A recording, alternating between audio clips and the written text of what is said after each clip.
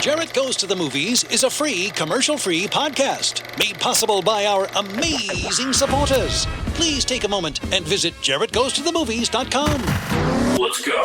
Click Support Us and see how you can unlock tons of exclusive content, be a part of the show, and much more for as little as $1 a month. Thanks for listening and enjoy the show.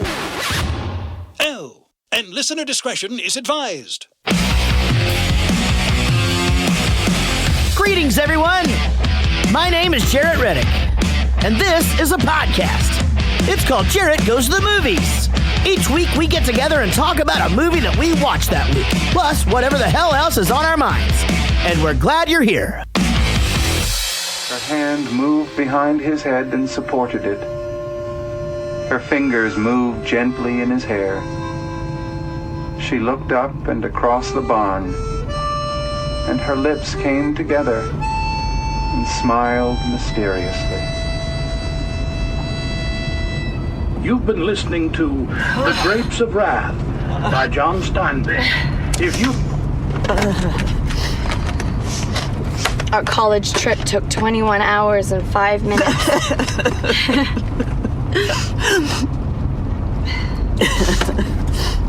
Hey, why don't let's just sit with what we heard.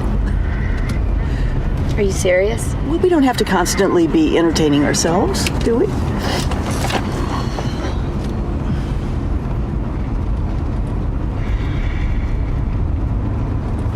I wish I could live through something. Aren't you? Nope. The only exciting thing about 2002 is that it's a palindrome. Okay, fine. Well, yours is the worst life of all, so you win. Oh, so now you're mad? No, it's because just you're being ridiculous because you have a great life. I'm sorry, I'm not perfect. No one's asking you to be perfect. Just consider it would do. I don't even want to go to school in this state anyway. I hate California. I want to go to the East Coast. Your dad and I will barely be able to afford in-state tuition. There are loans, your brother, scholarships. Your very smart brother, he can't even find a job. He and Shelley work. They have They jobs. bag at the grocery store. That is not a career, and they went to Berkeley. Your father's company is laying off people right and left. Did you even know that? No, of course you don't, because you don't think about anybody but yourself. An immaculate heart is already a luxury. Immaculate fart? You wanted that, not me. Miguel saw someone knifed in front of him at Sac High. Is that what you want? So you're telling me that you want to see somebody knifed right in front of you? He barely Right in saw front of that. I want to go where culture is, like how New in the York. world did I raise such a or at least snob? Connecticut or New Hampshire, Well, where you writers couldn't live in the woods. Get into those schools anyway. Mom! You can't even pass your driver's test. Because you wouldn't let me practice The way enough. that you work, or the way that you don't work, you're not even worth state tuition, Christine. My name is Ladybird. Well, actually, it's not, and it's ridiculous. Call me because your name Ladybird is like Christine. you said you would. You should just go to City College. You know, with your work ethic, just go to City College and then to jail, and then back to City College, and then maybe you'd learn to pull yourself up and not expect everybody to do everything.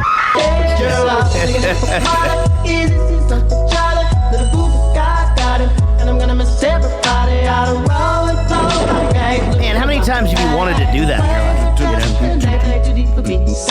What is this?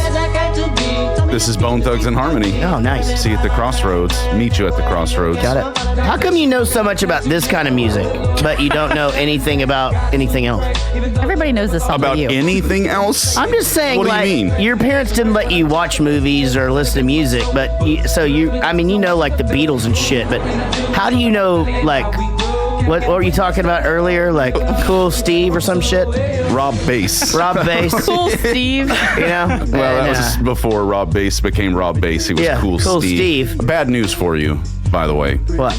That clip doesn't seem familiar to me. Watch the wrong movie again. Watch the wrong movie. Again. I was online and I ended up watching Lady Turd. Oh, got it. Oh, wow.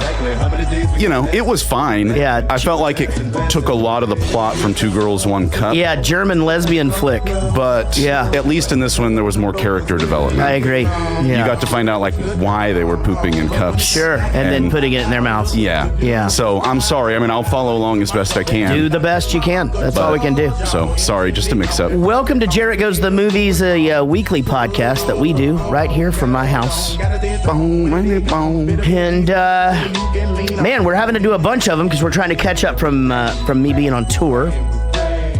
And, of course, Eric's maternity leave that just keeps kicking in. Paternity. Every time you look around, he's just back on maternity. I got 2 more weeks coming up. God damn it. Off. Yeah, that is amazing. It is. It was a really nice thing. I miss my Uncle Charles, y'all. Now we're back live. That's in this song.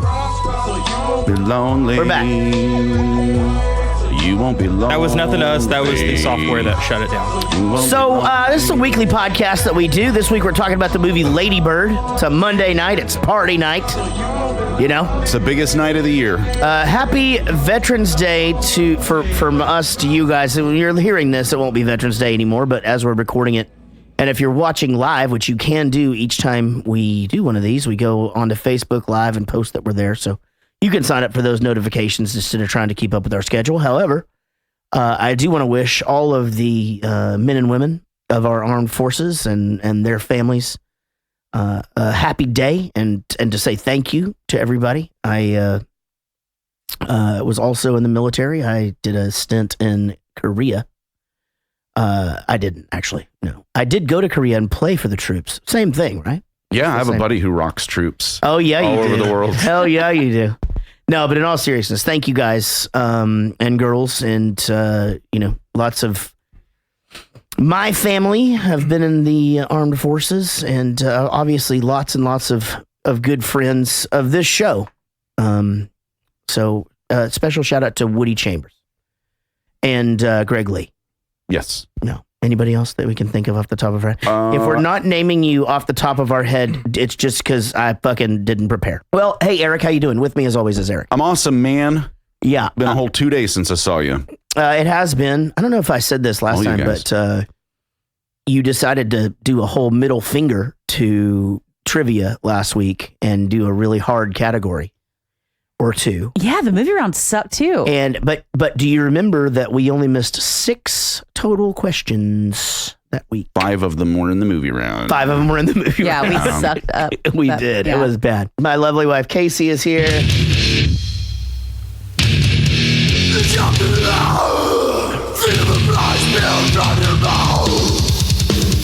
Hey, Sean is here, everybody. Say hi to Sean. Sean and I are going to redo the studio for the 6th time in 3 years since this podcast started on Friday. When are you guys planning on doing that? This Friday. This Friday. Yeah. You know what we have Friday night? A podcast. Yeah. Yeah, we're just moving some stuff around. You hate that chair. We're going to figure that out. I think I know which one to just go buy. And we have a stool right outside of What there. is it? What is it? God damn it. What is it? No, like they make this ergonomic one that either Costco or Office Depot sells, and it's only like $100. All right, I'm in. So we're gonna go get you a nice chair. Cool. Either that or standing desk. A standing desk. Yeah. And then I forgot. For now, is Casey sitting in the same chair but just over here, right? Yeah.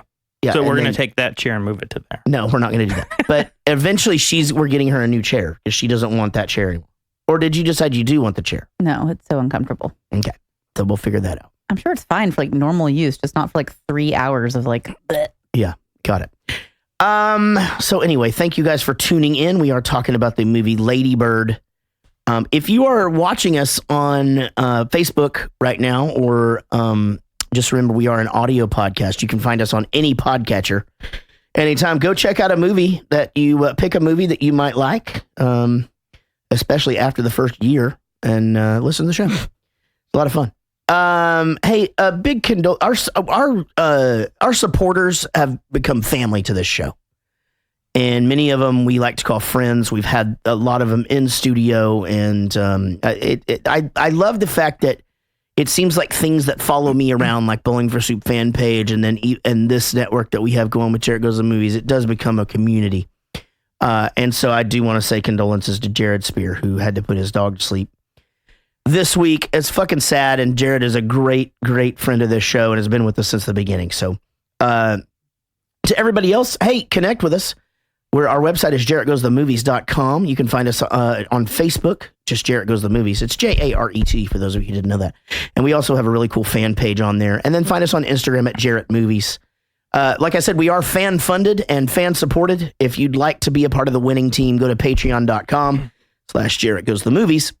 And for as little as $1 a month, you can get some free content. And for $20 a month, you can hear your name every show and all of that. Also, email us, JarrettGoesToTheMovies@gmail.com, and text us or leave us a voicemail, 714-451-6029, 714-451-6029. And then last week, we launched a new thing. Sean has gotten into screen printing and has come up with a way for us to not only do some cool content for people to pick up, but also some more fundraising for the show. So we have a new holiday Christmas shirt, and those are on pre-order right now on our website, right? Facebook and everything. So just go see that. It's really cool. It's actually super funny, and they're reasonable. $30 basically, and then you pay the shipping, and we've got the shipping down to as little as we possibly can. Let's talk about our supporters before we jump into the movie with both feet. We do have a new supporter, Beverly Kuipers. Is it Kuipers? Kuipers. Wow. You know Beverly. I do know Beverly. Yeah. And her husband, Patrick. That's right. New $10 supporter. Known them for 25 plus years. So that's great. Thanks, Beverly. Wow. Thanks, Patrick. Yeah. You've known them for the exact amount of time I've been in Bowling for Soup. Yep. Unbelievable.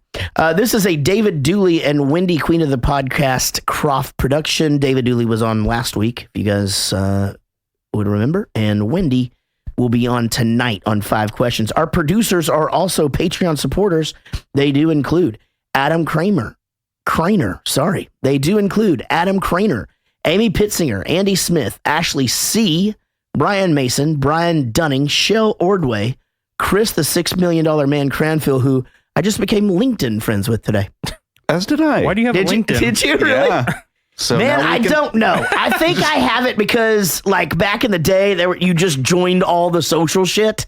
And then I think I kept it because I was like, when High School Never Ends wasn't as big of a hit as 1985, I thought maybe I'd have to get a job. So you're just looking to the telecom sector and some other things out there. I don't know. There's like music networking and stuff on there. Sure. I mean, I don't know. I bet I could get a gig selling advertising for a radio station on there or some shit. Yeah, selling airtime.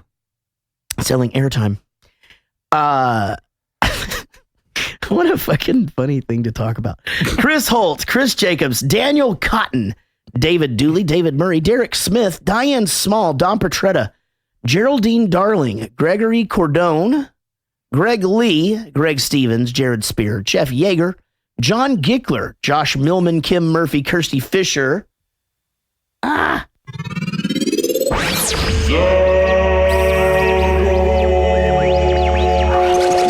Lily Hollahan, Lisa Wenzel, Loretta Powers, Lucy Murray, Mandy Pretty, Michael Price, Mike Breton, Nick Brignoni, Rodon James, Sharon Cox, Sean Blackstone, Simone Vark, Steve May, Tess Green, Trey Wren, Wendy Kropf, Woody Chambers, Vinny Cataldo, and Svi Hurst. Sharon Cox is a good one because that one, like, that you could easily get that one. Yeah. Like, I would probably just read that one again. Those are our amazing supporters. Except Sharon. Thank you guys so very much. Sharon. She's Sharon's busy with other things. Outlook on the topic of the disease. Remember that? Sharon was something and something got with Steve. She was Sharon's outlook on the topic of disease. What song is that? No, that's not that. Was it the Butthole Surfers? Oh, yeah. Yeah. You don't know. Yeah. I don't mind stealing bread. That's I don't mind the sun sunshine. The images it shows. I was close. That was good. Lady Bird, rated R, 2017. Newer movie for us. An hour and 35 minutes of pure great acting. 7.4 on IMDb. 99% on the Rotten Tomatoes. Who's the one guy? Right? Les Zaldor. Les Zaldor, yeah.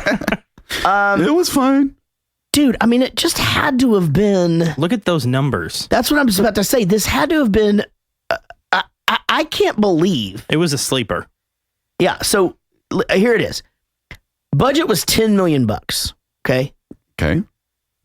Opening weekend, they did $364,000. Okay, not great. That probably opened in one theater or something. It wasn't like a world Yeah, it opened up in like independent theaters. Right, like Angelica. It actually opened. I had never seen this before. It sounds like I'm joking. I'm not. I don't know why I started laughing, but it really did launch in Brazil first. Okay. No. It's what's the punchline? So they listened. There's not. That's what I'm trying to say. I'm not trying to be funny. So he learned a little. So Portuguese. Greta listened to all the people that say come to Brazil, and she's like, "Fuck it, let's do it." Seriously. Oh, I don't know what happened. Was that a deep joke? Like, all fans come to Brazil. Come to Brazil. Got it. And then, but gross USA now $48 million. Not bad. Worldwide, $79 million. So that person's going to get to make some more movies. Over to Eric for his synopsis. Both of these suck. Marion McPherson, a nurse, works tirelessly to keep her family afloat after her husband loses his job. She also maintains a turbulent bond with a teenage daughter who is just like her, loving, strong-willed, and deeply opinionated. The movie, not even about her. It's not even about her at all. And the husband doesn't lose it. Like, that's part of halfway through the movie. What the fuck? I know. Don't yell at Eric. No, that's just terrible. I agree with you. That sucks. Does it get any better than that? Nope. Okay, let's go. In 2002, an artistically inclined 17-year-old girl comes of age in Sacramento, California. Could have combined the two of those and made it into one reasonable also, synopsis. Is she artistically inclined or just confused about what she wants to do? I think more the latter. She was getting made up parts at these, like it wasn't like she was really artsy. Yeah. She only did the thing, right? Because why did she sign up for it? Because the nun said you're shitty at math. Yeah, Dude. right? That I know of. Here's some trivia. The film is Greta Gerwig's solo feature directorial debut. Okay, that's who you're talking about with the Greta. Mm-hmm. I didn't know who you were talking about. Oh, okay. I thought you didn't understand the come to Brazil thing. I still don't know if Come back to Brazil. Never mind. Let's just move on. Okay, according to the director Greta Gerwig, the first draft of her script was 350 pages long, which would equate to a movie nearly 6 hours long. Okay. So, thank you, Greta, for editing. I will say this: I didn't really remember the whole movie. I mean, Casey and I went and saw it at the theaters, liked it. But I was happy that it was an hour and a half. Yeah. I mean, it was about the right length. It's not a memorable film. It's not. It's not full of big scenes, and it's not filled with catchphrases. It doesn't feel like you would go anywhere and repeat anything out of this, right? No, right. I mean, maybe like a couple of little lines. Not really. I mean, it's good writing. I mean, I think the writing between, especially just the conversations between her and her parents individually, it's really great writing. And it's a pseudo documentary style film. It's just a year in the life of this girl and the complications with her mother and complications at school. But yeah, it's not, as we talked about, there's not a plot per se. No. But there's a lot going on.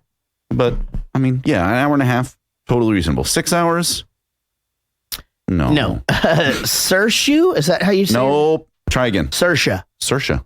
Saoirse Ronan drew some inspiration for her American high school scenes from her memories of watching Saved by the Bell 1989 as a young girl. Casey, have you ever heard of Saved by the Bell? I actually forgot that story about us. That's hilarious until just now. I have a signed photo from Mr. Belding in my studio because we did a tour with him. He did the MC for it's right here for a thing and that we did. Yeah. And so I don't know why we were sitting in there and I was just showing her stuff. And then I started telling you a story about it. And I was like, do you know that show Saved by the Bell? I was like, how old do you think I am? Like, well, that show was popular in the late 80s. And even if it were early 90s, like you would have been really young. So I think the end of the college year version was like 98, 90. Was it 94? Yep. The college years? Yeah, I don't know. All we had was like, oh shit. They said final episode was 94. We watched I've seen every Saved by the Bell a million times. But the college thing was a different show. But did you watch it on like Nick at Night? I don't know. When it was I not don't remember. first run? I watched I don't on remember us NBC. having cable. Her I bedtime don't was know. 7 until she was like 14. So was mine. Mine? No, I'm joking, baby. We all know that that's not true. Saoirse Ronan plays Lady Bird McPherson. Casey, you seem like the type that would have like thought of another name for yourself at some point. Did you ever consider it? Like just going No. by a different name? Never. No. I don't know what it was, but since I feel like all my friends, everybody's middle name was Nicole and everybody wanted to go by Nikki. That was like a thing. And I always thought that was so stupid. So Yeah. I don't know. I just stuck with my name. Right. Prince wrote a song about that. You can't like change it. I don't Yeah, know. you're that's one of your friends' wrestling names as well. Oh, that's true. Yeah. You can't give yourself a nickname. Laurie Metcalf is also in this. During one of the trivia questions on this particular episode, I asked them a question, and I wanted to see if you get this right. About this movie? No, kind of. Question number 1 of 5 questions is this. Okay. Laurie Metcalf also starred as Roseanne's sister in the show Roseanne. Uh-huh. The two opened up a restaurant selling what kind of Loose meat sandwiches. Loose meat sandwiches it is. Give it Boy, up for all right, good job. Aunt Jackie. Yeah, the question was selling what kind of sandwiches? Yeah, loose meat. They got ham and Reuben. I got about halfway into this film and turned to Kelsey and said, that lady just reminds me so much of the sister from Roseanne. You know who I'm talking about? She goes, that's who that is. That's who it you is. Fucking That's amazing. idiot. You just can't tell because she's She's okay run actress down. in Yeah. this, and she's so terrible in Roseanne. Yeah, so I was saying that earlier, and I guess this is the part where I should actually Run talk down. about She's it. just older. I Well, that's what happens when you get older. Oh, So fuck don't if I you know. feel like that she got like Charles and charged on this? Like at first she was kind of goofy, and then she's an alcoholic on Roseanne, right? I mean, like they just would change her personality. Yeah, all the then time. she was like a slut, and then she was, I don't know. Then she was Sheldon's mom in Big Bang Theory. That's right, and she's the mom in Toy Story. Oh, yeah, that doesn't, maybe. Oh, Toy Story was a movie, came out in 94. yeah. No? Okay. Tracy Letts plays the dad. Again, great casting. I thought the parents were awesomely cast because I believed that he would have a wife, that would wear the pants, Sure. so to speak. Mm-hmm. Wear the scrubs, Yes. Lucas Hedges plays Danny. He's in everything. Yeah, That's a guy to watch because I didn't realize that when he was in every single one of those freaking, what are they called that they send us? Mailers that you get. Screeners. Yeah, screeners. He was in 3 Billboards, Lady Bird, Manchester at Sea, Yeah. Boy Erase. Like, I mean, those are all Dang. in, Yeah. I mean, that's just in a couple years. Like, I don't know. That just seems like somebody that you should keep an eye on because he's in everything. I mean, those Yeah. are all, Golden Globe or Oscar nominated movies. Like, that's crazy. Definitely. Yeah, it's pretty crazy. A bunch of, and mostly these kind of independent ones that get a lot of attention. And he's only been active since, 2007-ish. I almost said, or his dad, somebody important. Born to the filmmaker, Peter Hedges. Okay. Well, there you go. Thank you, Daddy. He's been nominated for an Oscar.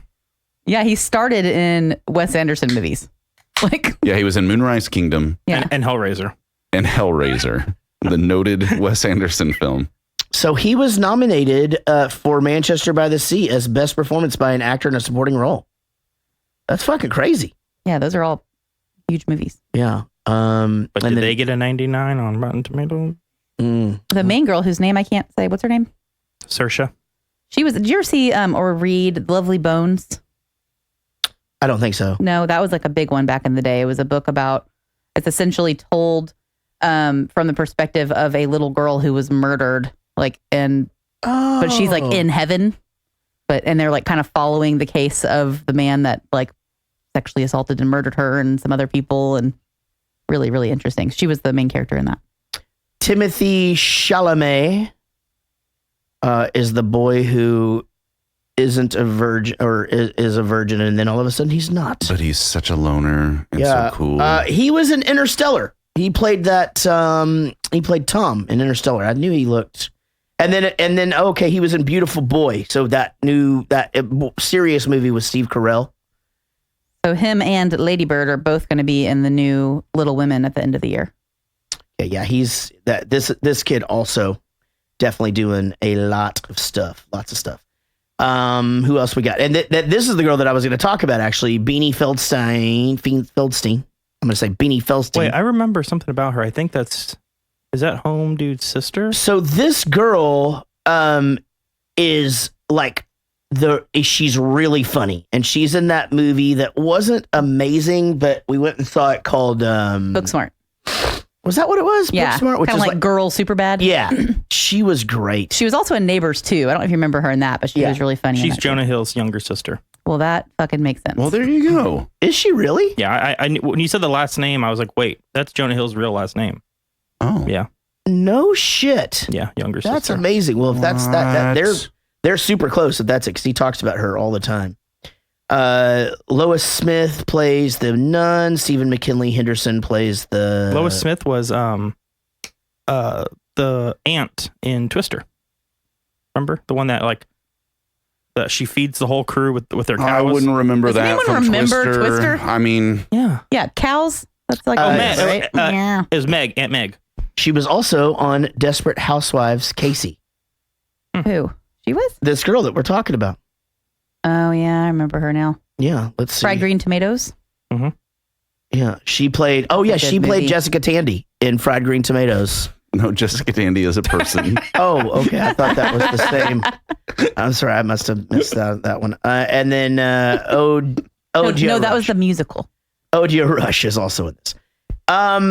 Guys, let's dive in. Let's talk about Lady Bird. Yeah. We don't need to buy that. It's only $3. I'm having a hard week. Well, if you want to read it, we can go down to the public library. I want to read it in bed.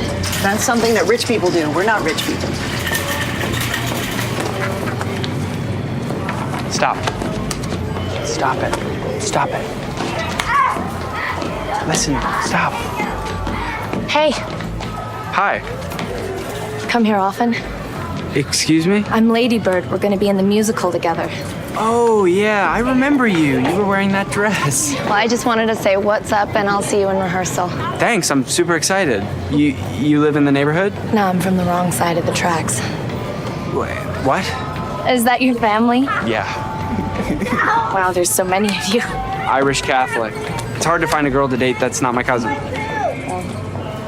Okay, you're going to make a great Franklin. Oh, thanks. I want my hair, or his hair, to be curly, though.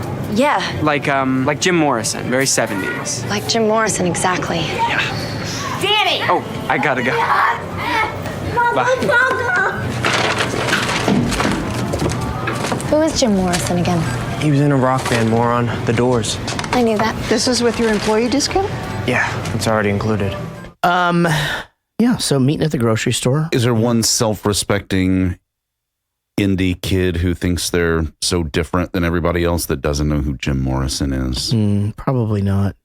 Yeah, I don't know. I could see how that might have flown by her, like Jim Morrison. Well, but she said she did. That's all you have to do if you're going to be one of those kids. Just say. Yeah, who is that again? And yeah, no, not to him. She goes totally just like Jim Morrison. That Jim Morrison that we both like so much. Let's back up just a smidge, though. I got to be honest. It fucking drove me absolutely nuts when the mom cleaned the hotel room. Why? Because you're used to trashing them. No, because they need to make that. They got to wash those sheets anyway. Like that needs to come on. Somebody might sleep in it now. Yeah, that you rip the sheets off the fucking bed and throw them on the floor. I'll tell you what they probably did also. What? Checked out. The whole thing with the college in this, it took me, I had to get myself back in the mindset of 2002. Because me and Gary have the college discussion all the time. But them putting their fucking house up for a mortgage to put her through school, I'm just like, no. No way. Nobody should ever do that. No. That's ridiculous. No one's smart enough for that. No. And you can be smart enough for that, but still not be guaranteed any type of success when you get done with the whole thing. Exactly. So, I mean, I finished college in 3 years. So for me, it would have been a little better. But I did it in 4. I mean, I didn't get a degree or anything. I just finished. I was Okay, just you were just done. I'm finished. And they're I'm like, going "Wow, on 8. How do you right do now. that? Yeah. It's You're like, close, though. Yeah, I have like an almost associate's. you just, when you're done, you're done. Yeah. I'm finished with college. This poor kid's dream is to go to Paris. And, I I don't mean to be rude or anything, but babe, these were ropers. They were literally like at the bra strap. Yeah, I wasn't dancing with the cowboy girls. I was dancing with girls wearing Jordache jeans. Look those up. Okay. I thought you were talking about those. No, I didn't. Only the cowboys could dance with the cowboy girls. Yeah, the kickers had to dance with the kickers. Exactly. What? Yeah. The freaks had to dance with the freaks. Preps dance with the preps. You know? And I'm over here just dancing with random Mormon girls, and I don't know any of them. So back to college for just a second. Like did you do the thing where you like applied for colleges and shit? Yeah. That seems so stressful. Like I guess I'm about to go through that with Emma. We are. And because me and Casey are taking her to a college that's up here, and then she's gone to the other ones or whatever. But like, it's a whole thing. I knew what college I wanted to go to from the time I was in middle school. And so when it got around that time to do it, I just applied to that college and I just got accepted to that college and went to that college. That was it. See, I'm glad it was stressful for me. I didn't have to pay for it. I'm glad I went to a bargain basement college, Midwestern State, because I took the SAT with mono. And so I aced the English part and then just answered C on the whole math thing, and I got a good enough grade to get in. That's all you got to do. I went to community college. I could get accepted again right now, like by the end of this thing. What's that? I said I could get accepted into the college I went to, like during this podcast if I wanted to. I guess the last point I wanted to make about the two clips that were in between is the thing where she goes, you can touch my boobs. He goes, I respect you too much. Do you feel like between Paris and him not touching her boobs, that should have been red flags? And the show tunes? Oh, maybe. Yeah. He was pretty good. And the rollers in his hair? Yeah, and he was installing track lighting in her house. And what? It's just a thing that they say. Oh my God. Not they, like they. Oh, I see. No, nobody. Uh-oh. I don't want the email box Stumbled upon the whole thing. No.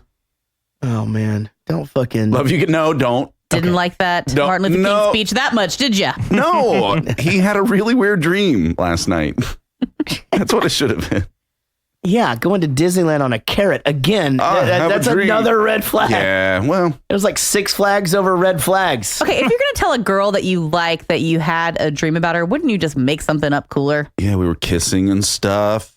Yeah. Wouldn't you just fucking lie? The way that boys and girls do. You were Sandy, I was Danny.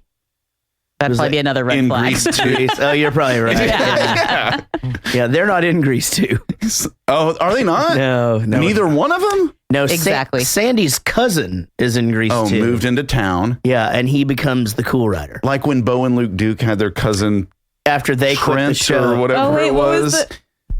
Jerry. They're cousins, right? Jeff Duke. I don't remember. It's definitely Jeff. No, but there was another one. There was another. Who was the third Duke brother? And he was that dog on the Bean commercial. The Von Erichs used to have a cousin coming in, and his name was Lance, and he was from Britain, and I had his cologne.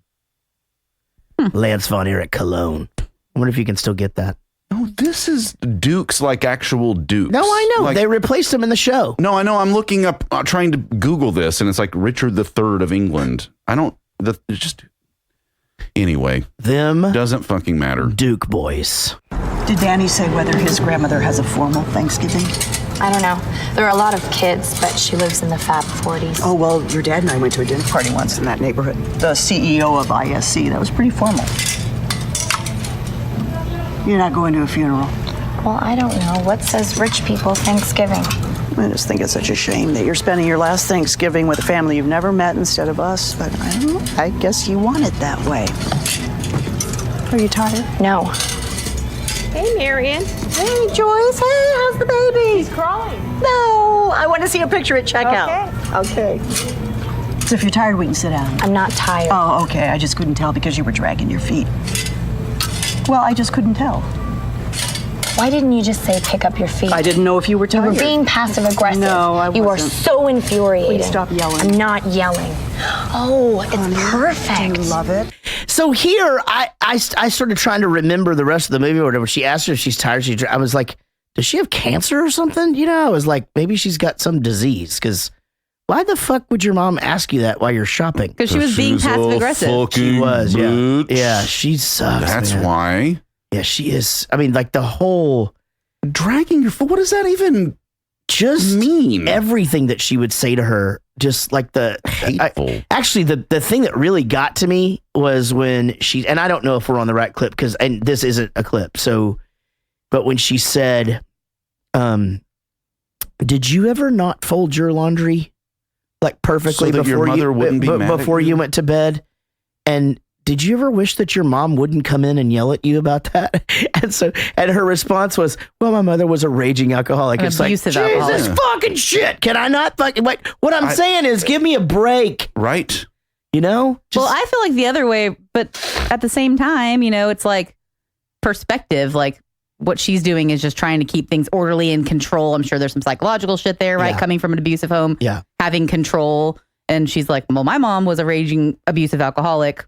Your situation isn't that fucking bad. Put your clothes up. You know what I mean? Like I get both sides.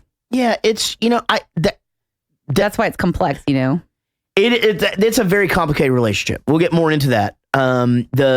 This kid goes in to meet the parents, right? And I guess this may just show how out of touch he is, but he goes in, she's like, you're adorable, call me by my first name, blah, blah, blah. And he just goes, there's actual train tracks out there. It's like, you've never heard of Across the Tracks before? No, but just because she said it, because she's just kind of dramatic. He didn't realize that she literally lived past the train tracks. But the thing is, the reason why it's silly, again, I'm more just talking about the kid and a kid that would be stupid enough to say that, is it's your city. You know that the rich kids live over here in Country Club where our kids lived, and then then there's East Side and Sunny Side where all the poor people live, and then there's Dog Patch where the really poor people live, and then there's This is the Deuce? Yeah. It's a parking lot? Yeah. We were in one parking lot and we went to another parking lot. Hey, Kyle. Ladybird and I just decorated the Nunmobile, like just married to Jesus. That's hella tight.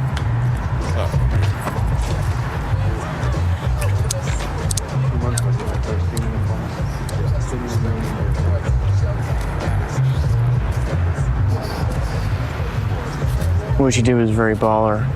It was very anarchist. Yeah, fuck him.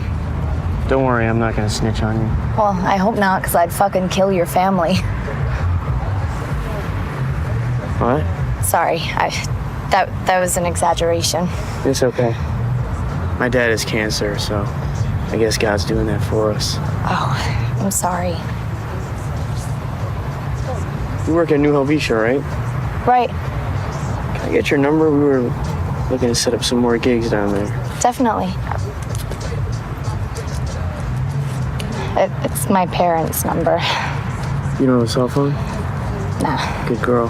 Government didn't have to put tracking devices on us. We bought them and put them on ourselves. I don't own a tracking device. No. The cell phones. See? Wow. Yeah, I know. I mean, you'll have one eventually. Everyone's gonna have one. And then it'll be a matter of time. Before what? Before they put them in our brains. This is so common. Like my roadie, Gabe, everything is like the government is following us around and they're doing this. But he's not douchey about it. I think everybody should be chipped at birth.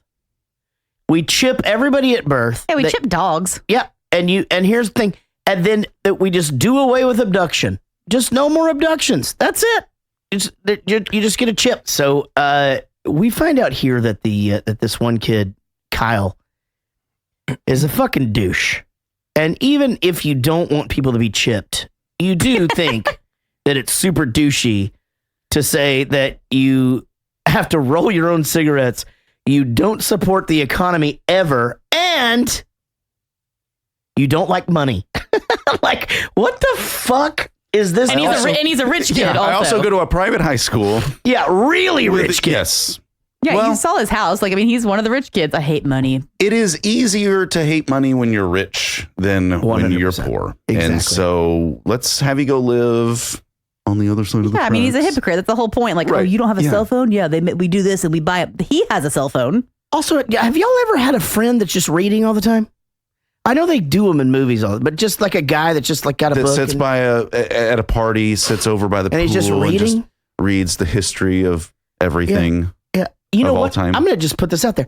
I have it because I don't want anything to do with that fucking guy. I have had lots of friends that read. I mean, maybe not like at a party, just don't go to the party. I know people exactly. But that would like read a lot, like out in. I mean, like I said, I really did hang out at Starbucks for a long time. It was a good reading environment. Why is this kid hanging out on the back of a car reading a book? Like, why doesn't he go home? So he can look artsy. Yeah, that's what I'm saying. That's douchey. That's the whole vibe of this fucking douche, like you said. See, but if they just chipped him, then he wouldn't be douchey. I don't know, man. Right. Well, at you least know where his douchebag ass was all the time. That's fucking exactly right. Now, she tells the guy that she hasn't had sex with another person. He says, I haven't either. And we're going to find out later that he lied.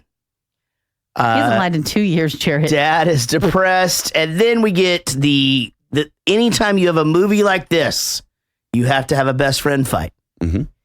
And the girl, Jonah Hill's sister? She's good at it because she does it in every movie she's in. She has a best friend fight. What other movies is she in? Booksmart is what he's talking about. Oh, okay. Well, I haven't ever heard of that. And Neighbors 2. Neighbors 2. I was here for that part. I said every movie she was in, like she was in a bunch, but just those two. Every movie he's seen her in. Okay. Yeah, that's what I meant. Fair enough. Yeah. Remember the fucking assemblies that just the worst. May I tell you about an assembly that I went to? Yes, and then we're taking a pee break. Perfect. We had to go to the Plano Center to listen to a Mothers Against Drunk Driving thing. It was Bet you were mad about that. Part of the dare. Yeah, I love mothers who. Were you hammered when you got there? I was in school, middle school, likely. Anyway, a lady gets up there and she's telling a story about her daughter who was killed by a drunk driver, and it's sad. And I'm not making fun of that shit. I mean, I'm at this point, I'm still a pretty sensitive kid. But what I do remember of that assembly is that her name was Diane Young.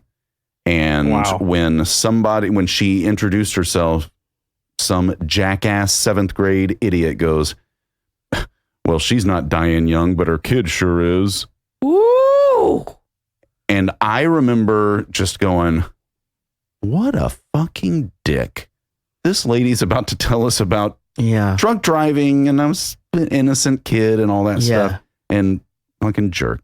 There's always a smart ass in those fucking things. Well, it was you, wasn't it? Now that you're older, do you realize that was like a fire joke? Like that's like, holy shit! Yeah, like, I was just about to say, now that you're older, you realize that is a burn. Like that fucking kid is either in prison or he's famous. Like that is a good fucking it was joke. Anthony Jeselnik. Yeah. He probably fucking was. It was just, it was fucking fire. The former president of Mothers Against Drunk Driving was arrested for fucking drunk driving. That did happen, yeah. Yes. Yeah. That's a good joke. That you need to consider your audience. Like you can't, like I would tell that joke in some company. Yeah, his audience was a bunch of 6th and 7th grade boys. Exactly. And it worked. Well, for most everybody around me. Because you're still talking about it today. It was like it's a legendary joke. Here's the difference. Those kids uncomfortable laughed because it's hee hee ha ha. Yeah.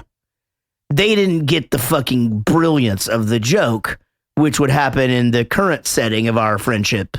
You know what I mean? Like if we were sitting down at the kitchen table and that fucking joke came out, like we would jump up and run around the room.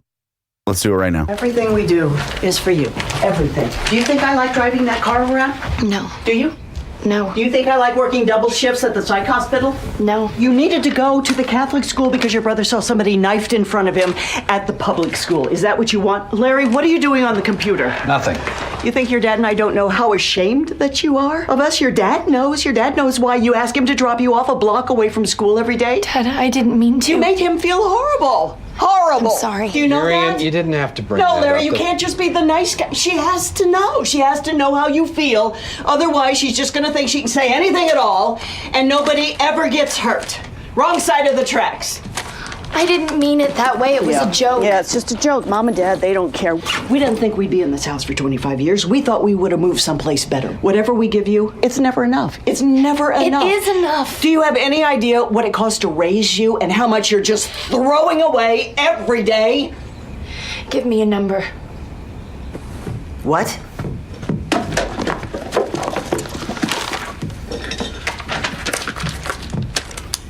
Give me a number. I don't understand. You give me a number for how much it costs to raise me, and I'm gonna get older and make a lot of money and write you a check for what I owe you so that I never have to speak to you again. Well, I highly doubt that you will be able to get a job good enough to do that. I think, obviously, these two need counseling, but the biggest part of this relationship really isn't the passive aggressiveness. It's the overt aggressiveness. Like hateful. She says shit to her. Like, I mean, that's fucked up. Like to not even have the faith in her to go and do something great is just really bad. I don't know what it's like yet to have a teenager, and I'm sure it brings a whole new world of, issues and emotions and their hormones. And when they're babies, you're just trying to keep them alive. And when they're a little older, you're trying to teach them right and wrong and to share and to do these things. Not and so being on the floor. Right. And there's all these different things that go into parenting at different ages. Yeah. And I'm not there yet. And you guys are. And so, maybe she feels like she has the right to say this stupid shit. She but doesn't, though. I mean, God, the thing I is, can't imagine. No, it's just honestly like, so you do find yourself thinking things, and because it's pretty incredible what can come out of your children's mouth, and especially now that we have text messaging. Because again, as you know, just even dealing with this show, people are really brave. When it comes to being able to hide behind some sort of a screen or a cell phone or whatever. Sure. And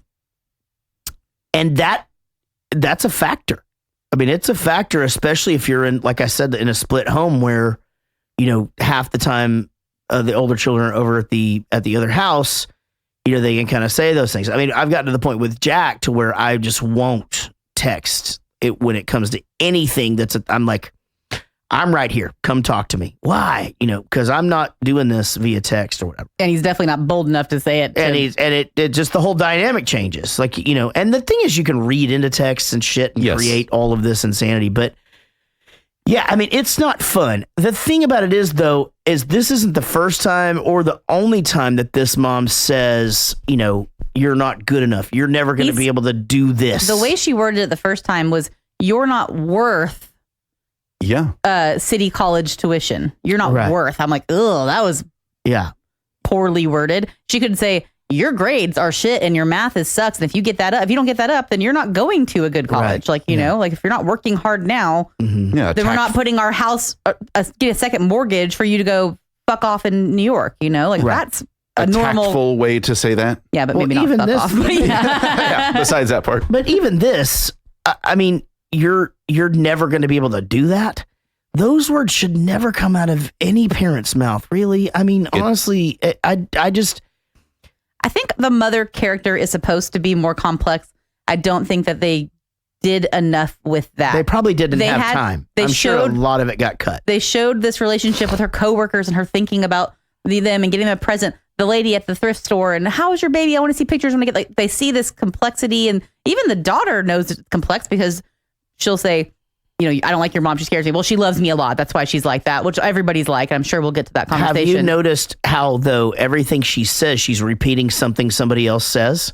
So when he says, I'm scared of your mom, well, she goes, well, she's warm. She does this. She's repeating what the girlfriend of the brother said when they were smoking the clove cigarette. Got it.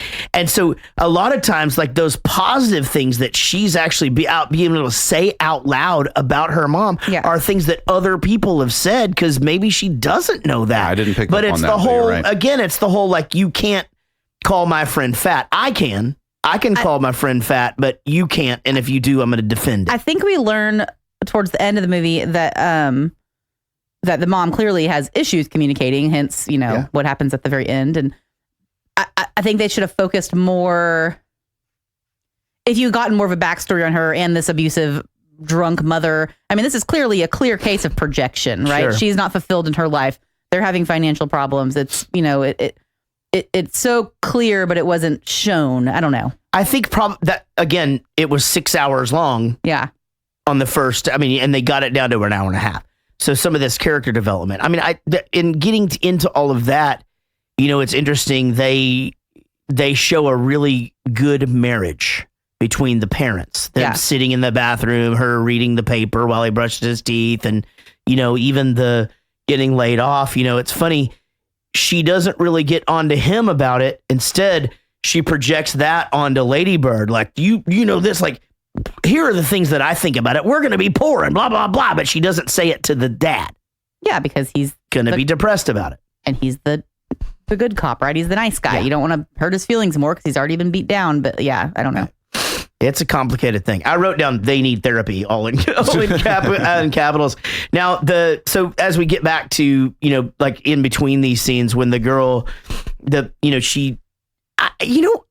another thing that's really interesting about this movie is they didn't make the rich kids shitheads. Like the rich girl, really, she was just kind of like, the same as the other girl. She didn't seem entitled. And then we find out that she's in like AP calculus, so she's actually really smart. She's just kind of like, this is what I do. And it's almost like kind of a Clueless kind of thing. What's funny about that is that movie Booksmart we keep going back to about the best friend that's in it, is that's kind of the premise, is these two girls that are like valedictorian and something else, like salutatorian. They get to the very end of their high school stuff and they're at the top of their class and all this stuff. They're going to these colleges and they have this rule in the high school that you're not allowed to talk about which college you got accepted into because it's like, hurt somebody's feelings.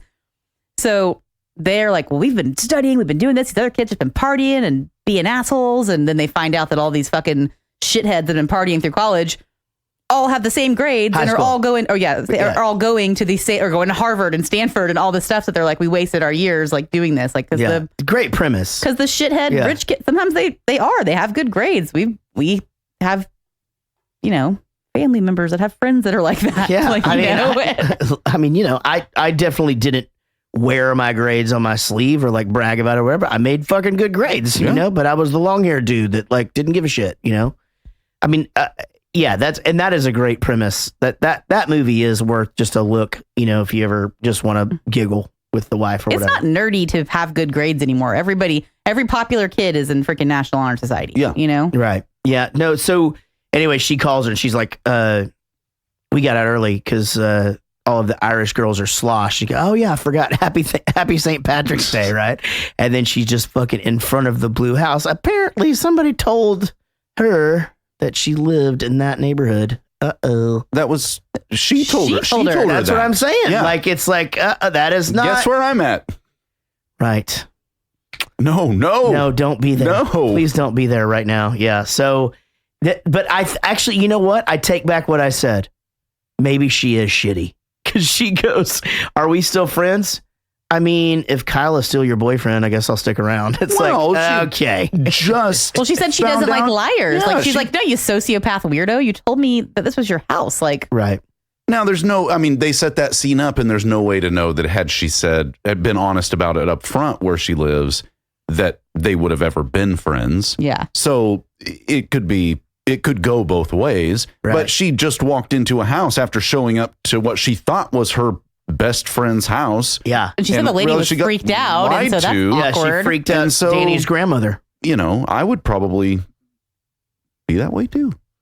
Well, they do it. And apparently Kyle is not a virgin. But he didn't last very long for he didn't. being a virgin. Yeah, I know. And with the condom on too. I think, aren't you supposed to be able to go for like 12 hours with one of those things on? I mean, I wouldn't know. I wouldn't know either. No, I keep ending up with all these kids. I lost my virginity in record timing. Very similar scene. Yeah. Well, I'm certain that with protection. Yeah. So anyway, he just goes, you're going to have a lot of unspecial sex or whatever. And she just goes, I was on top. How many people are on top? Who the fuck's on the top their first time? I chuckled at that. Yeah, I did too. That was a good one. And then, their favorite, again, some sweetness happens. The mom and the daughter, let's go do our favorite Sunday activity. And there's real emotion. When she got into that car and started crying, you saw the mother character as a completely different person. Mm-hmm. Yeah, she's maternal all of a sudden. Not just, And she really didn't even have that. You never really saw her even as like a cuddler or like a hugger. Yeah. And then all of a sudden that kicked in. The fucking dad job interview was painful. Just brutal. Just because that dude was such a shithead. Excuse me. That was a yawn. I hated everything about that. I'm so sorry that just happened. I was very confused. I was trying to get through the sentence and not yawn, and then the yawn kicked in. And that was like the noise that your brain makes whenever you have a dream that you're falling. That is exactly right. Yeah. So no, I'm not falling. I'm fine. But that did suck. And Miguel is going for the same job. Sorry, that has who? to be weird. Miguel. Yeah, but I liked he goes and he fixes his tie and he gets him ready and he's just like, all right, go ahead, get in there. Like he's rooting for him. 100%. Yeah. And then, she gets found out about the whole, I know you decorated my car. We actually got halfway down, but we didn't even realize it. That is hilarious. It's funny. But we weren't just married. Yeah, we've been married for 40 years. We've been married for a really long time. I have, the dress shopping for the prom. I'm just like, these two need counseling. Just because when she comes out, it's just like everything is like, is it too pink? Whatever. And it's... No, she goes, I love it. She goes, yeah, that's it. Yeah, is it too pink? Yeah, after she said she loved it already. I love it. Like, that should have been the end. This is about the point of the movie where Kelsey looks over at me while we're sitting on the couch watching it and says, are you crying? And I was like, yeah. Yeah. I don't know if it's something that we've talked about on the show. I don't really even know if it's something we've talked about as friends, but I haven't spoken to my mother in 2 years, probably. Mm. And the way that this character was reminded me a lot of the relationship that I had with my mother, which was kind of constantly feeling like I was a terrible person and never getting the satisfaction of feeling like she was proud of me or any of those things. And as the movie kind of started to come to an end, I really lost it. And she's like, what's bothering you? Because I can have this conversation about my mother. She is not someone that I want around in my life. Right. She's never met my 11-month-old daughter. Oh, wow. She hasn't seen Eller in a long time. Right. And it's not, so I was trying to explain to her, I said, I'm not upset because I want a relationship with my mom. I don't want a relationship with my mom. Even when it was good, it was only okay. You wanted the normal mom relationship. I said, I just wish that I could have been one of those people who had a mom who just loved them a lot. Yeah. For who they are. I watch Kelsey with her mom and their friends, and they're going to visit in a couple weeks, and all the sisters are going, and they're all going to have a great time. And I do have that relationship with my dad, where we go on trips together and we go to football games together and we do all that stuff. But, wouldn't it, I'm just sitting there going, wouldn't it be nice to have a mom who, when I was really upset about something, would give me a hug? Or if something were going wrong, I could talk to her about that. Or that I could just call her on a random Tuesday and say, what are you doing? How are things going? I watch you and your mother. I met your mom at the 25th anniversary show, and I'm just going, be cool if my mom even knew that I was doing this, because she doesn't. Sure. It'd be cool if she knows we have a baby. Be cool if she ever thought it might be nice to come around and see Are a new your baby. mom and dad not together anymore? They are not. That's what I was wondering. Okay, Yeah. so that makes sense. They are not. They got divorced in their late 60s. I was almost 40 when they Right. split up. So And I know why. You know, my dad put up with years of her bullshit. And so it's just, it got real. But because I kind of agreed with Les for the first part of this movie, it's just a movie. It's just kind of, we're just kind of going along, and there's some conflict, and there's some funny, and there's some not as funny, and I remember what high school was like, and it's a period piece, and it's a year in the life, and it's all these things. And then this is a painful moment. This is painful. I mean, she says, you know, do you even like me? And she goes, of course I love you. And she's like, but do you like me? And she can't even say it. Like, that's painful. It makes, you know, it's just to feel in this scene, for her to feel pretty and can't get that acknowledgement from her mom, or for me to feel like I had accomplished something and not feel that, or to feel smart about something and not get that. I wonder how rare it is for somebody to have great relationships with both parents. Because as I sit here and I think about it, you know, I am also jealous of Casey and her mom's relationship. But I came from I was married before, as everybody knows, and my ex-wife and her mom had an amazing relationship or whatever. But then again, both of those relationships, whom I've been the closest to ever, have complicated things with their fathers, you know? And in my mom's relationship and mine, I mean, we are very, very close, but I mean, she would admit, we've had this conversation before. Me and my mom didn't have anything to talk about. Not one time, nothing, till I was like 14 years old. Nothing. Yeah. Nothing in common, nothing to talk about. I mean, there was love and but we just didn't have any. She'll say, like, I'm like, I don't know if we even had a full conversation till I was 10. My brother was always like, there was chaos and all this craziness. And he demanded a lot of her attention as well. Yeah. And it's just weird like that. I mean, we've gotten so close, but we've had this conversation many, many times. Like, I think it's just more complex than it might seem. It's just the way it is now. Yeah. I spent I called my dad on the way here. It's about a 30, 40 minute drive from my house to yours. And I just called him because I hadn't wished him a happy Veterans Day. He was in the Army during Vietnam. Mm-hmm. And I was too. And then it turned into this. I just said, I'm on my way to the podcast. I thought I'd call you on the way.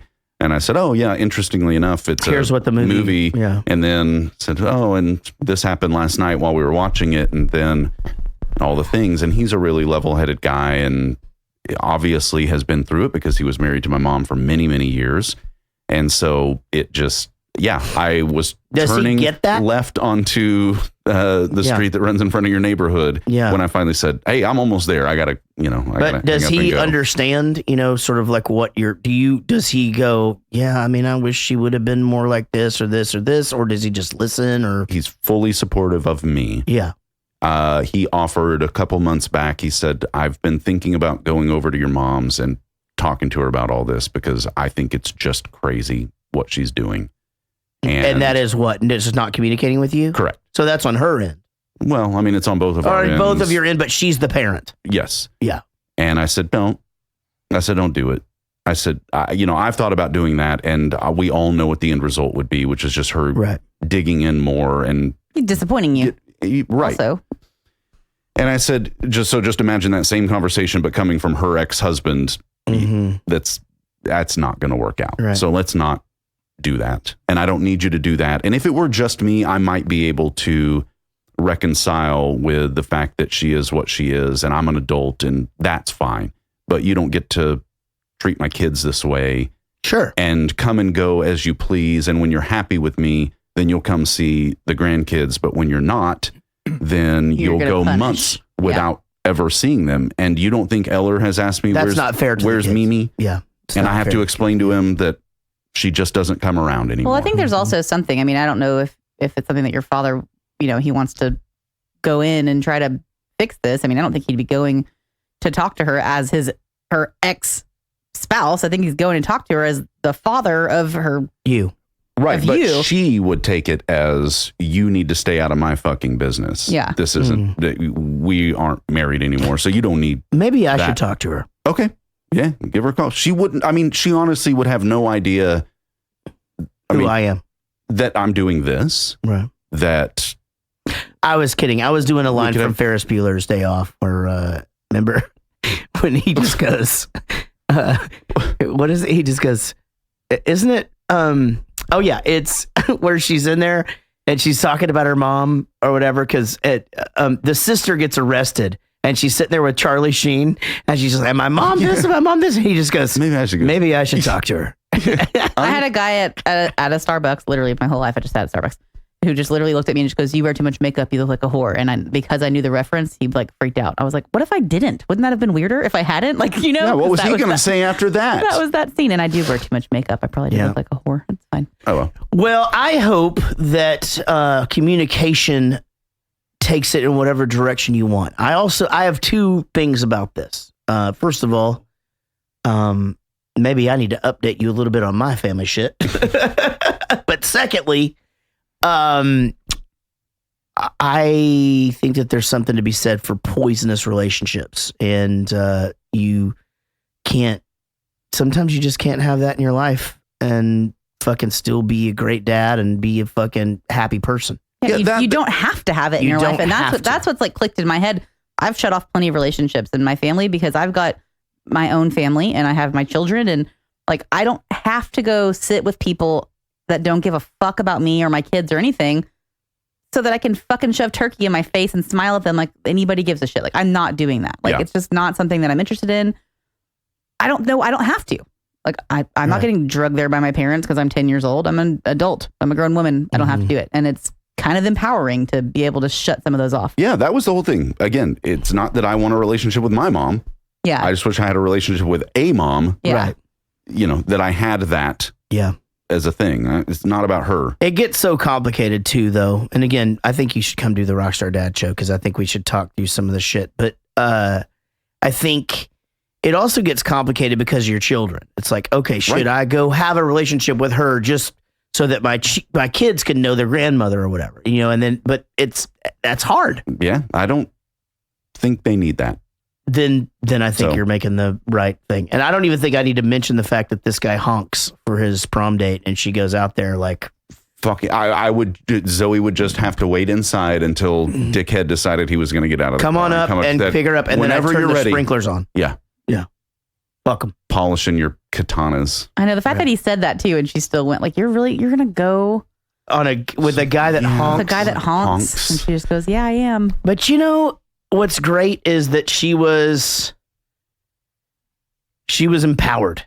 She went out there knowing like, this isn't my date. I'm going on this thing. I'm going to this prom.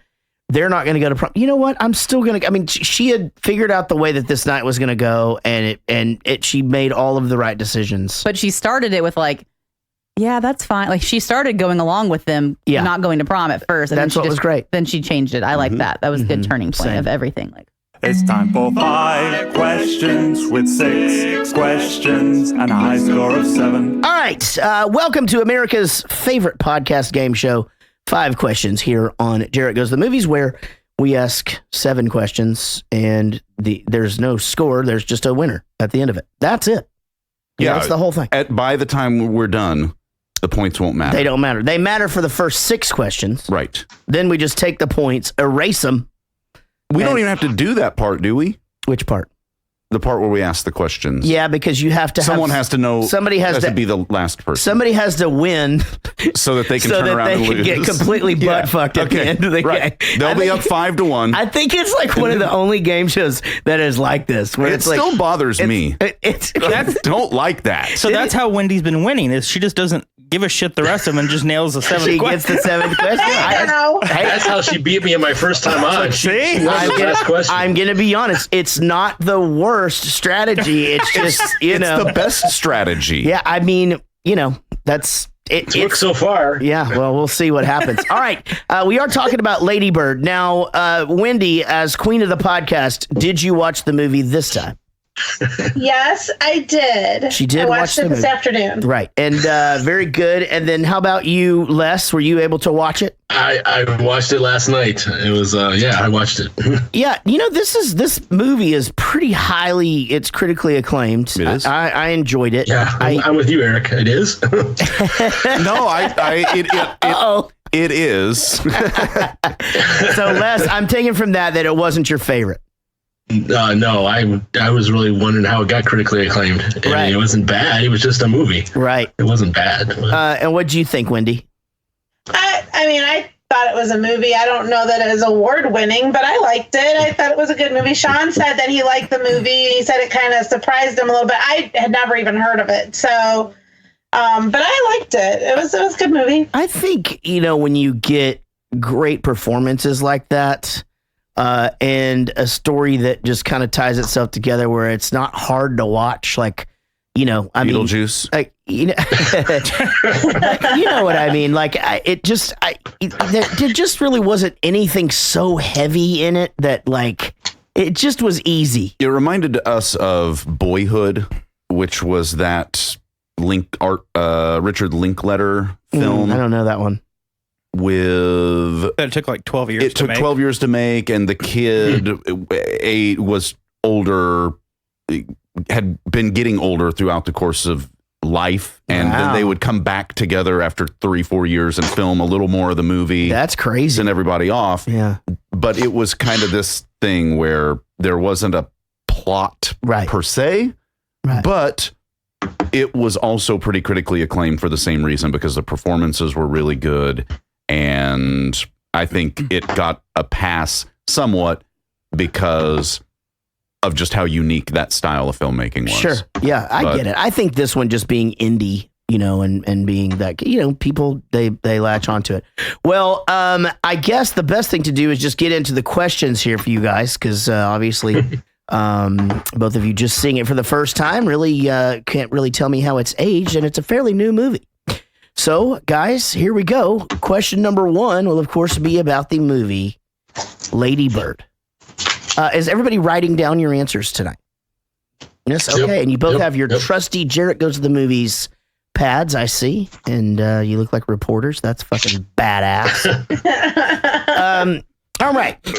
Here we go. Question number 1 will, of course, be about the movie Lady Bird. Lady Bird stars Laurie Metcalf from the show Roseanne. On the original Roseanne sitcom, the two sisters opened up a restaurant selling what kind of sandwiches? They opened up a restaurant and they served what kind of sandwiches? What? That's right. What does this have to do with Lady Bird again? Yeah, what? I can fucking ask anything I want. I know. And it's your show. It is. That's right. I wish Casey was in here. I wonder if she knows. When John Goodman arrives. Yeah, exactly. Wait a second. Okay, so this one will be, of course, about the Big Lebowski. You just got us there somewhere. All right, did you guys both take a guess? Let's go. Les, what'd you say? I said ham. All right, and Wendy? I said Reuben. The answer is loose meat. Loose meat sandwiches is what they sold. I never watched Roseanne. Yeah, you would have had to have watched that to get that correct. Stop looking at me like that, Eric. Okay, question number 2 will, of course, be about the movie Lady Bird. In the movie... In the movie Lady Bird, before she gets into the college that she really wants in, what college less than 30 minutes away does she get herself into? Also, where her best friend Jules, as named by her math teacher, creepy, will be attending. No, he wasn't creepy. Nicknaming your fucking your student like that, like something like, is fucking creepy. I got the vibe from the film that she was into him and he was just living a normal life of a teacher. That is 100% accurate, but still, you don't need to. If her name's not if nobody else calls her Jules, you don't call her Jules. It's not like he called her sweet tits or something. That's pretty much the same thing. He was calling her Jules, which basically stands for sweet tits. Oh, okay. Well, then, yeah, I totally missed that part. All right. Deep. Wendy, what did you say? Davis University. Oh, and Les? That's what I got too, Davis. Ladies and gentlemen, she watched the movie. Very good. That is 1-1. Very, very good. Les and Wendy with a tight game here. Went into question number 3, which of course will be about the movie Lady Bird. The movie Lady Bird. What was Lady Bird's brother's name? A lady. What was Lady Bird's brother's name? I know this. I could have made this harder and asked for his girlfriend's name. But I know that one. Oh, well, goddamn it. All right, Les, what did you say? I know it's Marlon, or it starts with an M. And that's on you. And Shelly was his girlfriend's name. Wendy, what did you say? It's Miguel. That is correct. Miguel. That is correct. Wendy. That's it. I had the M right. Tough one there. And what are you having out of your new Jarrett Goes to the Movies huge fucking beer glass? I am having a Shorts Brewery here in Michigan, mule beer. Nice. It's really good, actually. Very good. Mule. How's that mug treating you? I love it. Thank you very much. No, thank you. It's made with real mules. That's how you know it's good. That's how you know it's good. Yeah. All right, guys. Question number 4. Wendy 2, Les 1. Here we go. In the movie Lady Bird, what subject does Lady Bird feel she should be better at? What subject in school is she bad at and feels that she should be better? She gives us several reasons she should actually be better. Yeah. And all right. I know. Oh, well, you give me that look like you don't know it. Les, I'm going to have to go to you first. What do you say? All right. I'm going to go with math. All right. And Wendy? Math. Answer is math. Very good, guys. 3-2. Question number 5. This is it for me. You've both done very, very well. Good luck to both of you throughout this competition. Please remember that these are our $50 supporters that do get to play this game. Actually, Wendy is still one of our our executive producers at the only 2 people at the $100 level. Anyway, $50 gets you onto this show, and you can actually win valuable prizes. All right, and Wendy is up for one of those prizes tonight. Yes. All right, so good luck. Les out to take that away so that he that was his strategy. Yeah, so that he can win one himself in a future episode. Yeah. All right. Question number 5. What kind of hospital does Lady Bird's mom work at?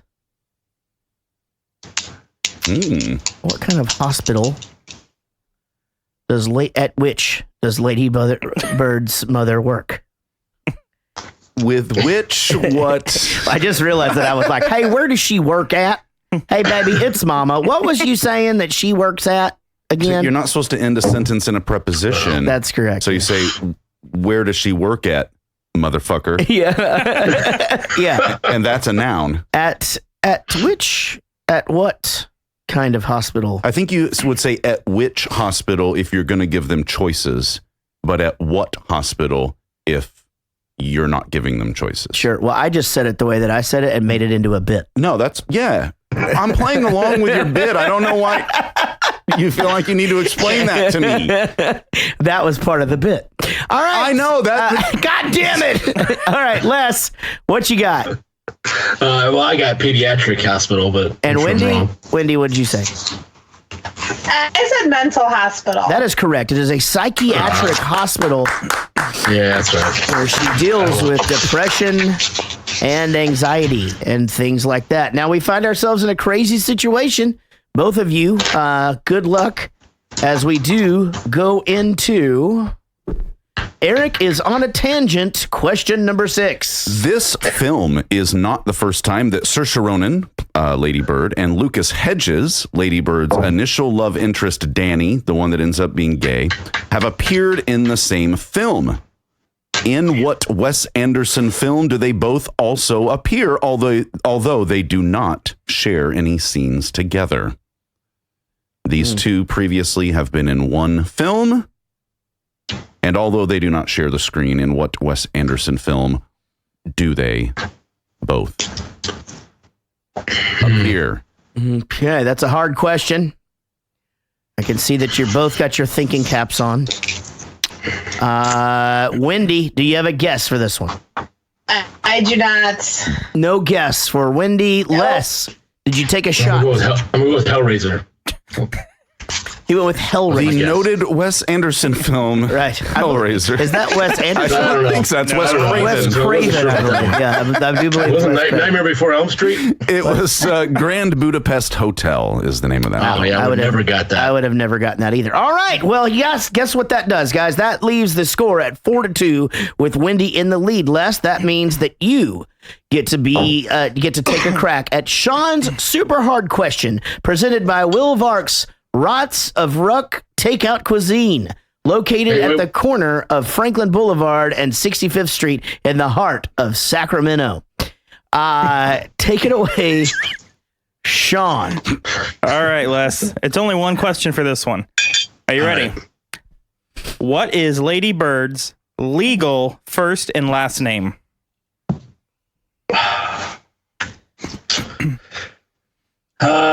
Christine was the first name.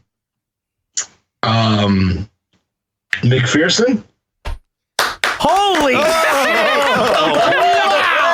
Right! He just swept the rug right out from under her. Did you see Wendy getting so excited? She was about to be the second person to win a plaque, and how fitting it would have been. However, Les Zaldor says no. Comes through and he says no. No, ma'am. No, you do not get a plaque today. Kind of an easy question. No, because the last name is almost never mentioned, and the first name is only mentioned in the beginning when she's writing out on the. It's mentioned a couple of times on the board for the drama club. In fact, I don't remember. I'm certain that it was probably mentioned the last name, but I just remember it being written out. Yeah. On her hospital bracelet. Yeah. Yeah, it was on her. Yes. And her dad and Danny comes over and they introduce themselves as Mr. McPherson and Mrs. McPherson. That's right. She calls her Christine through the whole movie. Well, if you'd like to file a complaint, you know where to do it. You're one of the bosses. It's not really a hard question. Congratulations. Just like the sock was on 1 foot instead of 2 feet. I will say this. I wouldn't have got that correct. So, congratulations, Wendy. Better luck next time on getting that plaque. It'll look great in the new dining room. That's right. And I think I'm going to hang on my Bowling for Soup posters in there. Yay! You got to do it, and this will look great right next to that. All right, guys, and thanks to Rots of Ruck Takeout Cuisine. Seriously, what a great sponsor. You guys have a fantastic Monday. We're going to get into the show, so come hang out on Facebook if y'all got a minute. And I'll see you guys soon. Y'all be good. See you soon. See you later, Love ya. All right, love you guys. Bye. Thanks, Wendy. All right. Well, I'm broke, but I'm happy. I'm poor, but I'm kind. I'm short, but I'm healthy. Yeah. I'm high, but I'm grounded. I'm sane, but I'm overwhelmed. I'm lost, but I'm hopeful, baby. And what it all comes down to is that everything's gonna be fine, fine, fine. 'Cause I've got one hand in my pocket and the other one is giving a high five. I feel drunk, but I'm sober. I'm young and I'm underpaid. I'm tired, but I'm working, yeah. I care, but I'm restless. I'm here, but I'm really gone. I'm wrong and I'm sorry, baby. And what it all comes down to is that everything's gonna be quite alright. 'Cause I've got one hand in my pocket and the other one is flicking a cigarette.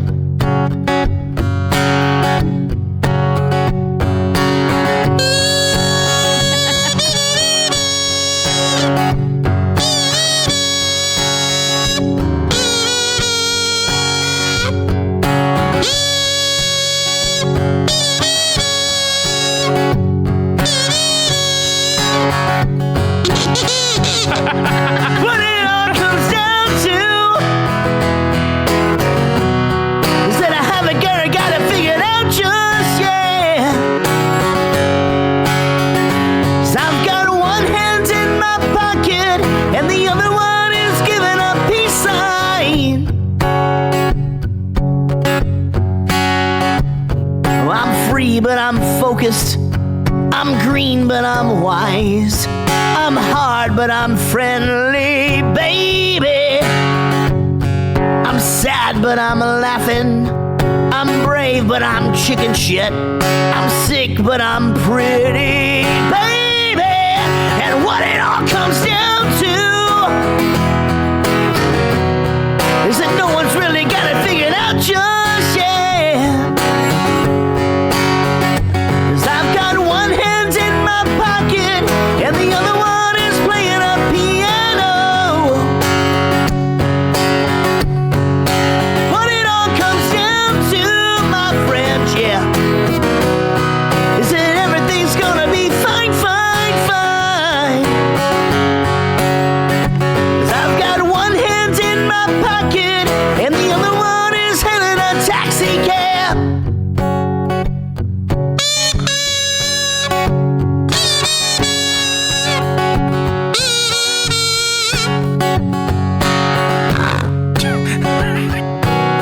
I burped it.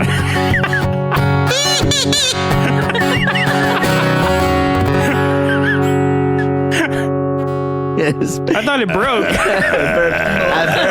You blew it out. That was you. That was you, Eric. Hey, that was fun. That was a good one. Not too bad. I think that was really good. Thank you. I to be fair, my allergies have been fucked today, and I did not think about that song being that high. It's pretty up there. It was good. But I put a little raspy rasp on there. That gave us the old G, F, and C, which is right in my novice guitar playing wheelhouse. So that was not the bad. F is hard. Which F do you do? Do you do the? I can't do an F. On the full bar. So you do like the pointer finger like way down on the high strings and shit, or do you power chord? No, across. You do a power chord. It's not a power chord, guys. I can't do an F. What do you do? Not all the way across. I do a faker F. Okay, let's see what kind of F. Me and my old roommate Jarrett Neely were going to start a band and we were going to play music together, and then I couldn't play an F. And Yeah, that's a power chord. No, this is a power chord. Okay, you're just saying that you do the full. Okay, got it. I got it. But some people play an F. Yeah, cheating. Yeah. Like a normal But person. I need that. Yeah, me too. That other F is hard. So that you can get into the... Yeah, I don't know what. Come on, man. By the way, when they get into this car and they start listening to Dave Matthews, all of a sudden he has a cell phone. This guy isn't fucking off the grid. No, he probably buys his own cigarettes too. Doesn't roll. That's what I'm saying. He's a hypocrite. He had a cell phone the whole time. That sucks. I love the, you always know what's going to happen. Best friends come back together. They go to the prom together. That's nice. You want to know why? Why?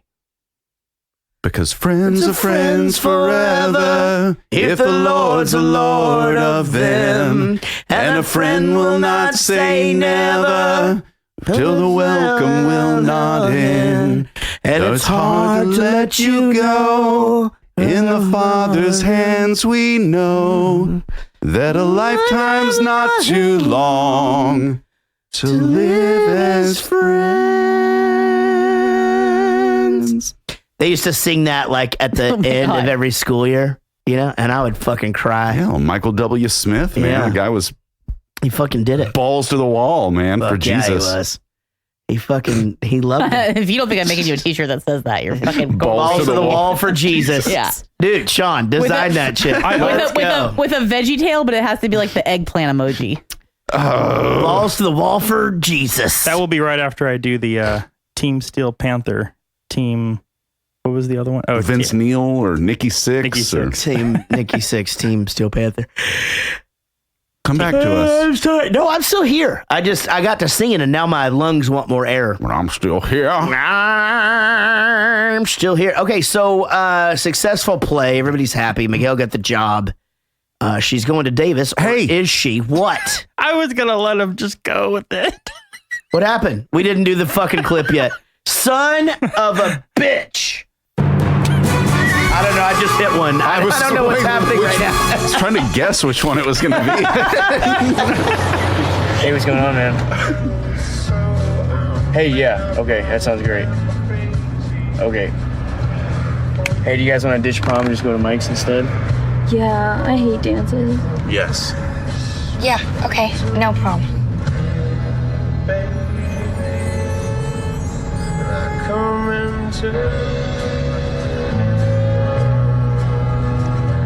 I fucking hate this song. I love it. I actually want to go to prom. Okay, yeah. I mean, I don't really want to do that. Can you take me to my friend Julie's house, please? Sure. Who's Julie? She's my best friend.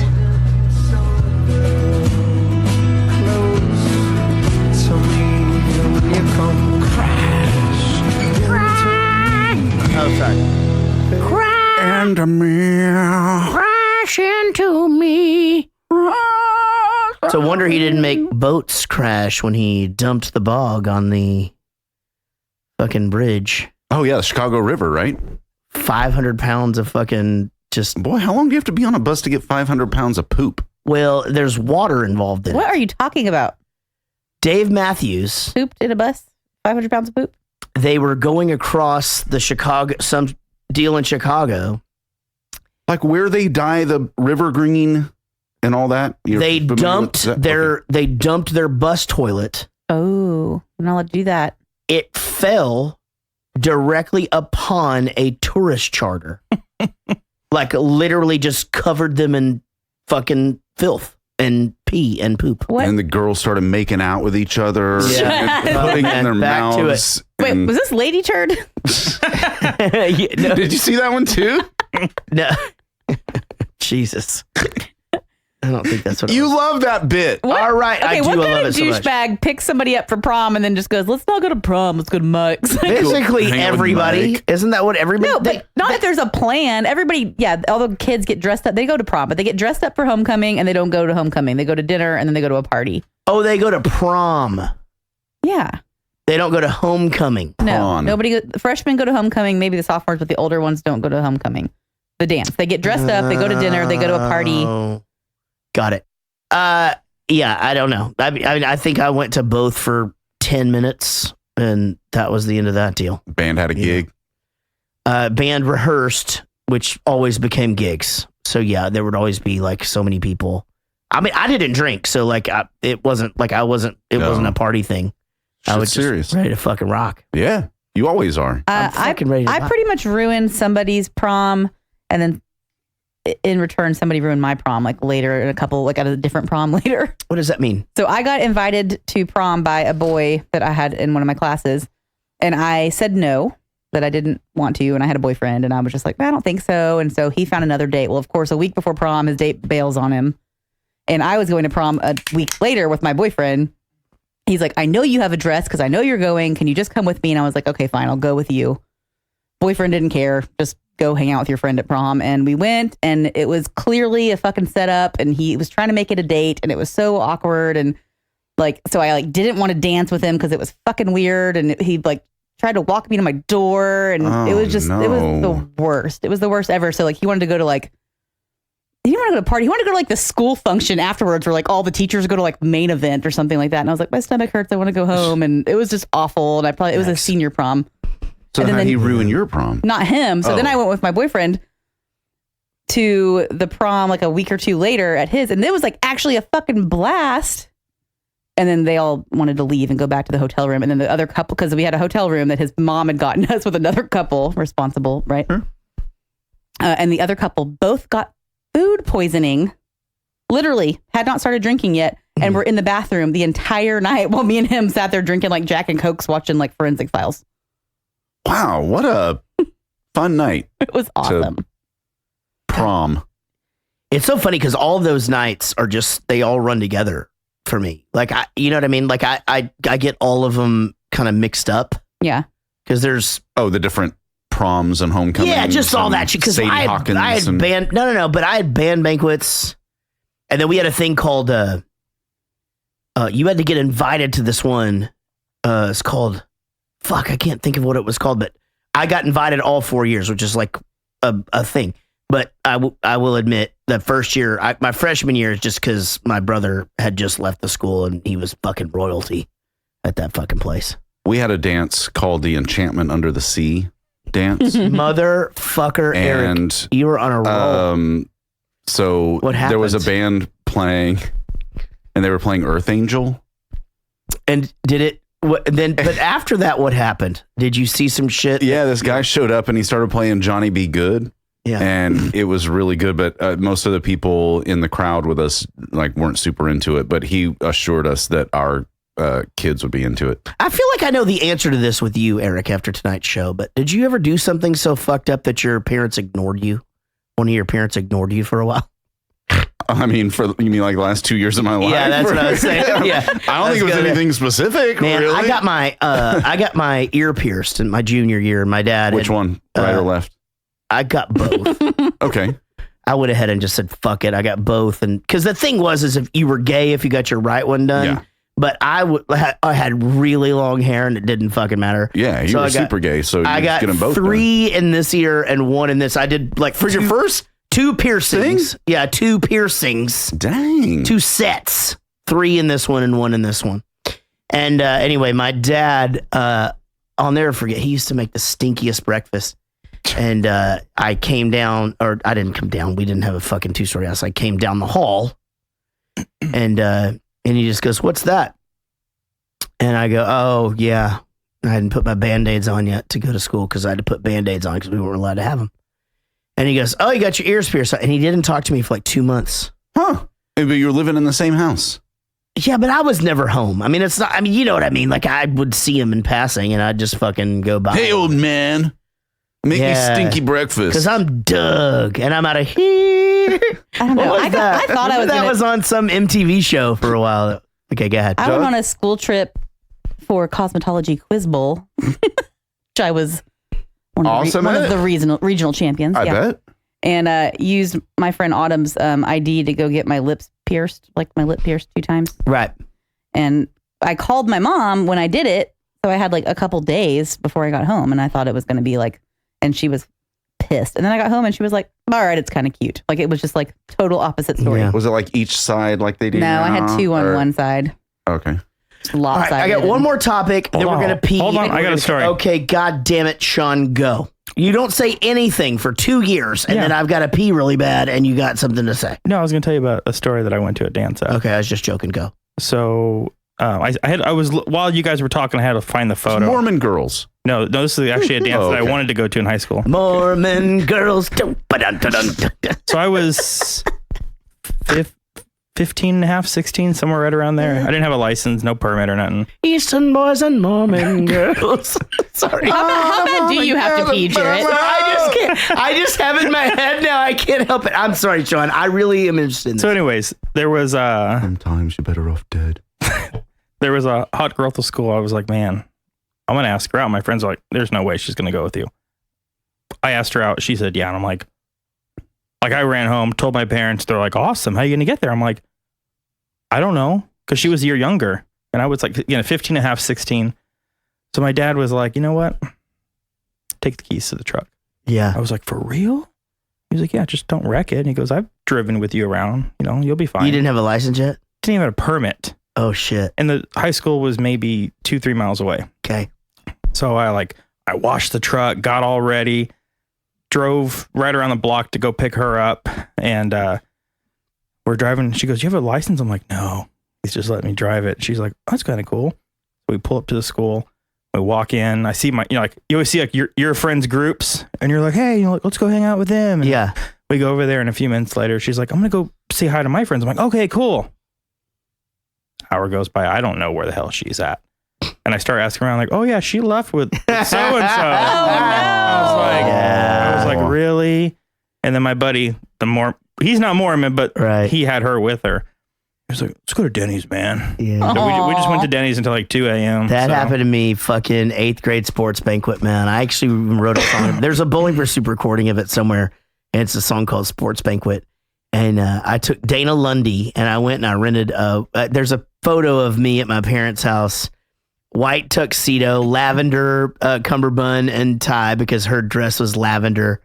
And she was dating Ward Roberts. And that exact same thing happened to me, except for I wasn't driving. So my mom took us to the thing and took us to dinner, and then we all got a ride or whatever to the thing, and she was supposed to take us both home, and then I just had to walk out to the car by myself. And I went to a bar one time with a guy, and then I left with Jarrett Reddick, and then I married him. Well, that sounds sad, you guys, but I have a perfect way from perfect youthful experience to avoid that happening to you, and that's never be able to get someone to go to a dance with you ever.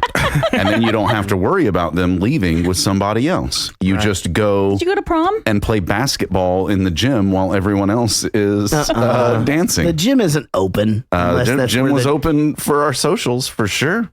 I was just shooting hoops in my overalls with the one thing off, just hoping, wishing and hoping. The overalls weren't just like fucking just chick magnets. I mean, there was really nothing about me that was chick magnet. Did you go to prom? Ever. I did go to prom. I went with a friend. Did you not know how to play guitar yet? At that age, no, I did not. Yeah. Oh, yeah. You should have figured that out early. That's why we got Everett playing piano. I keep trying to tell Eller. The kid's got it made. Gary said this the other day. He goes, "You mean to tell me that by the time your kid gets to high school, he's probably going to be a black belt in karate, know how to play the piano, and know how to speak Spanish?" And I go, "Yeah." And he just goes, "Be fine." Oh, man. Pill out of breath, sunrise pregnant, with your leaving creeping in like certain death.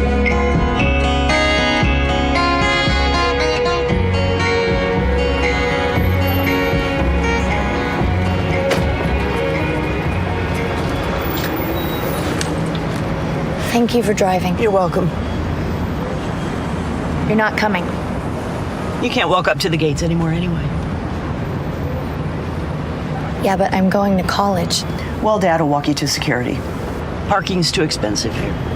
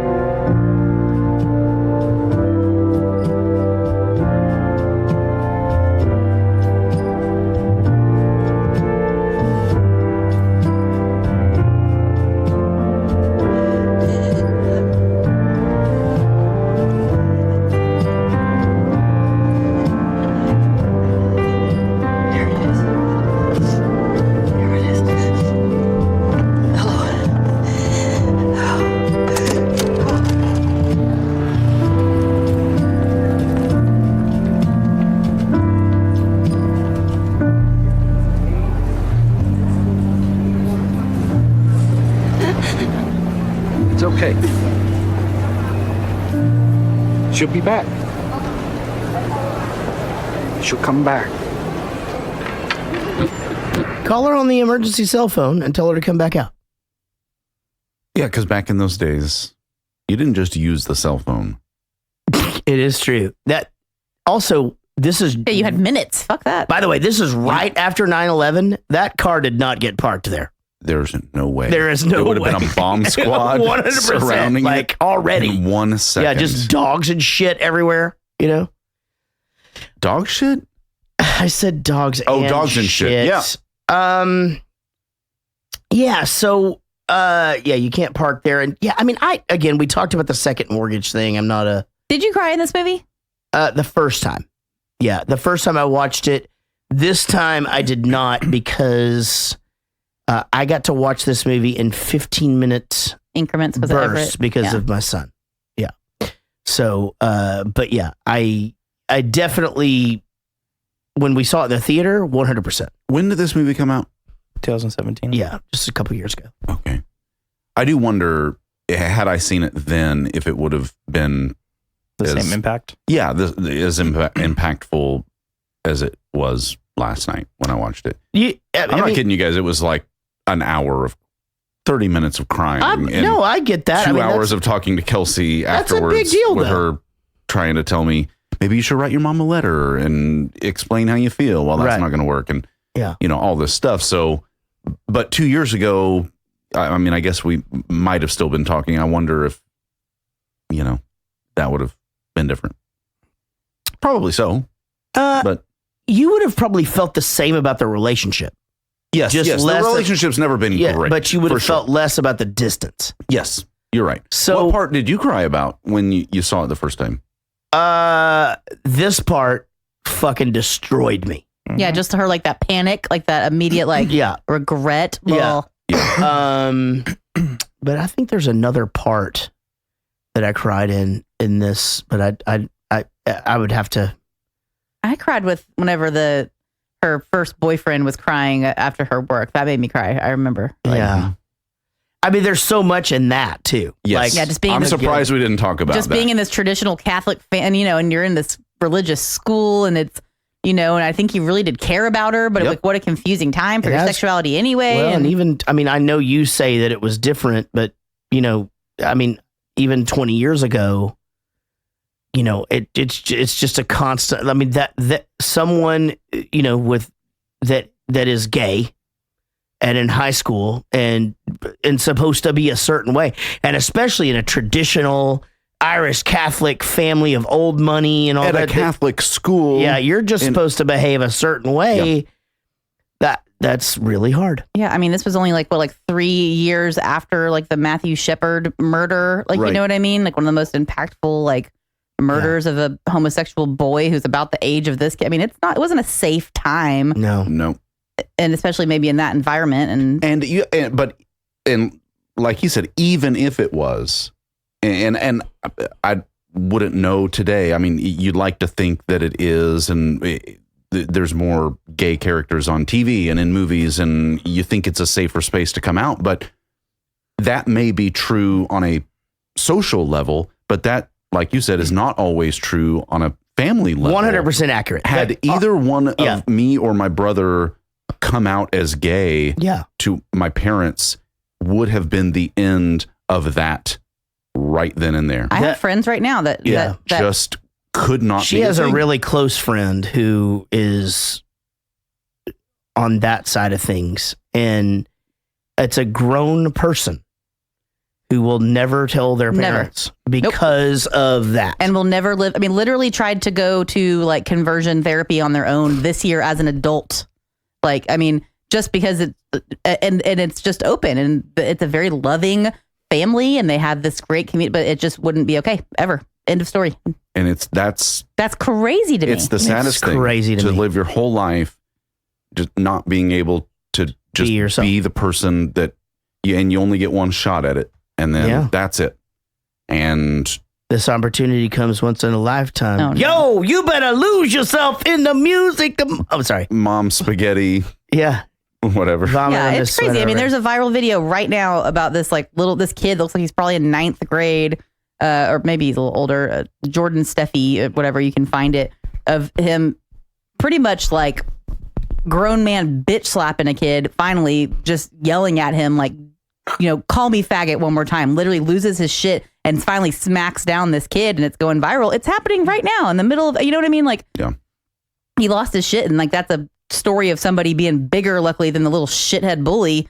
But it doesn't happen that way every day. I do think though that this has just been in the last, 6 years of my life, since knowing Casey though, where I feel like it's converted to being more acceptable socially than it is within your own family. Of course, because it used to be bad in both. Right. But now socially, you can't bully a kid for being a homosexual. Or everybody around you will hate you. Exactly. The entire I was going to school say, will turn on you. At the very least, that you will have allies when some idiot shithead decides they want to run their mouth. You will know. Yeah, I remember kids saying stuff to kids growing up, and and nobody said anything. You'd sit there, and even if you knew it was wrong, you didn't say anything. I mean, and that's fucked up. You just sat there and watch it. That would not happen nowadays. I mean, no. Yeah. You get your ass kicked. Well,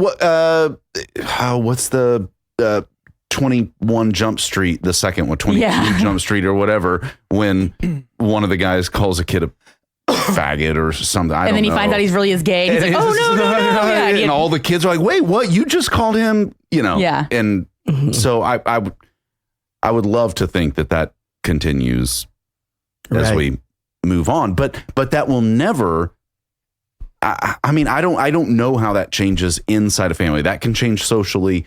That can change from a standpoint where because religion and politics and appearances, history and money, and like you said, like again, it's weird because it goes oddly into other social things or whatever. So it's you're just in this other little world that you live in. And I mean, look, and I'll be totally honest, and it's not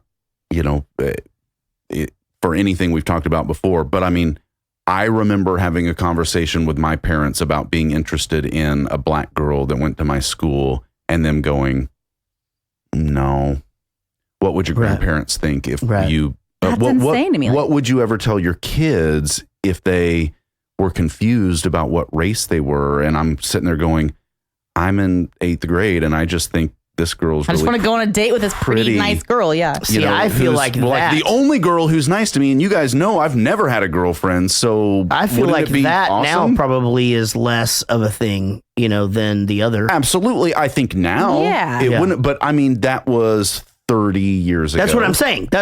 But that now that would, it's not, I mean, it's a, but like, in certain families, it's going to be a problem. Yeah, exactly. I don't think it would even come up in conversation first. It'd be like, this is my boyfriend. And you go, okay. And then you move on with your life. Yeah, that's it. Yeah, especially for most people. What does that mean? No, I'm not going to go there.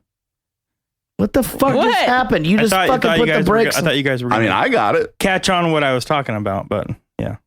I missed it. I don't know what I did. Don't worry about it. God damn it. Fucking screech the brakes. The dad got all of the letters out of the trash. I don't think I definitely didn't pick up on that the first time that I watched this movie. I don't know why. I just assumed that she sent her all of them because she couldn't decide which one, But he says, she would think that you would pick them apart for grammar or which is interesting. Whatever. But I liked that. I liked that sentiment too. I mean, I liked the fact that all of that was going on and she's like, I mean, I didn't But it's sad that she didn't send it to her. It's also sad that she had all of these words to say on this paper, but yet wouldn't even speak to her in person. Well, and the dynamic of the dad who is kind of passive the whole movie and just going with the flow and trying to keep things civil is the one who took the initiative to grab those and let her know. That fucking scene when she just goes, what are you doing on the computer? And he's obviously playing solitaire. And he just goes, nothing. Look, I mean, that is so telling of that relationship. Are you all right over there? Me? Yeah. Yeah. I was just going to say, I just feel like it, like you said, it's like she had, this summer apparently of silence. Yeah. And like, it may not have been as aggressive as she thought since she was trying to communicate it the whole time. I mean, she'd been working on that the whole time. It's not like it was just all that anger. I don't know. It's just crazy. It is crazy. It's a wacky situation. How about this? So she decides she's going to go by Christine. She's from San Francisco now. She finds a boy. She vomits. She ends up in the hospital. She goes straight to church after that. She had to have had the worst breath. You know what I mean? Oh, like imagine if she went up there to get one of them crackers. And the guy like the wafers, and stick it on her tongue. And then she just dragon breath the shit out of the Pope. Oh well, no, because at school she went up with her arms across her chest. That means she doesn't want one. Well, not one, just that she hadn't been confirmed. Or, you can still, you go up there, you receive a blessing. It doesn't mean you take communion. I learned this. Guess where?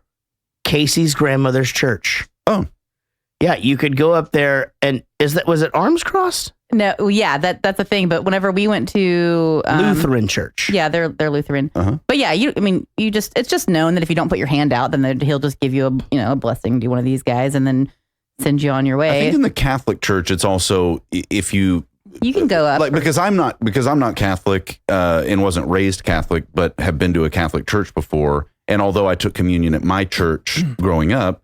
Yeah, I had to do this because I wasn't baptized or confirmed in a Catholic church. Got it. But also, I think for Catholics, if they haven't been to confession or they just feel like they shouldn't receive the blessing, then you can do this too. And yeah, the very first time, I hadn't realized that he had never been in a Catholic church. And the first time that we went was for Kelly's father's mass for his funeral. They had held a mass for her father. Yeah.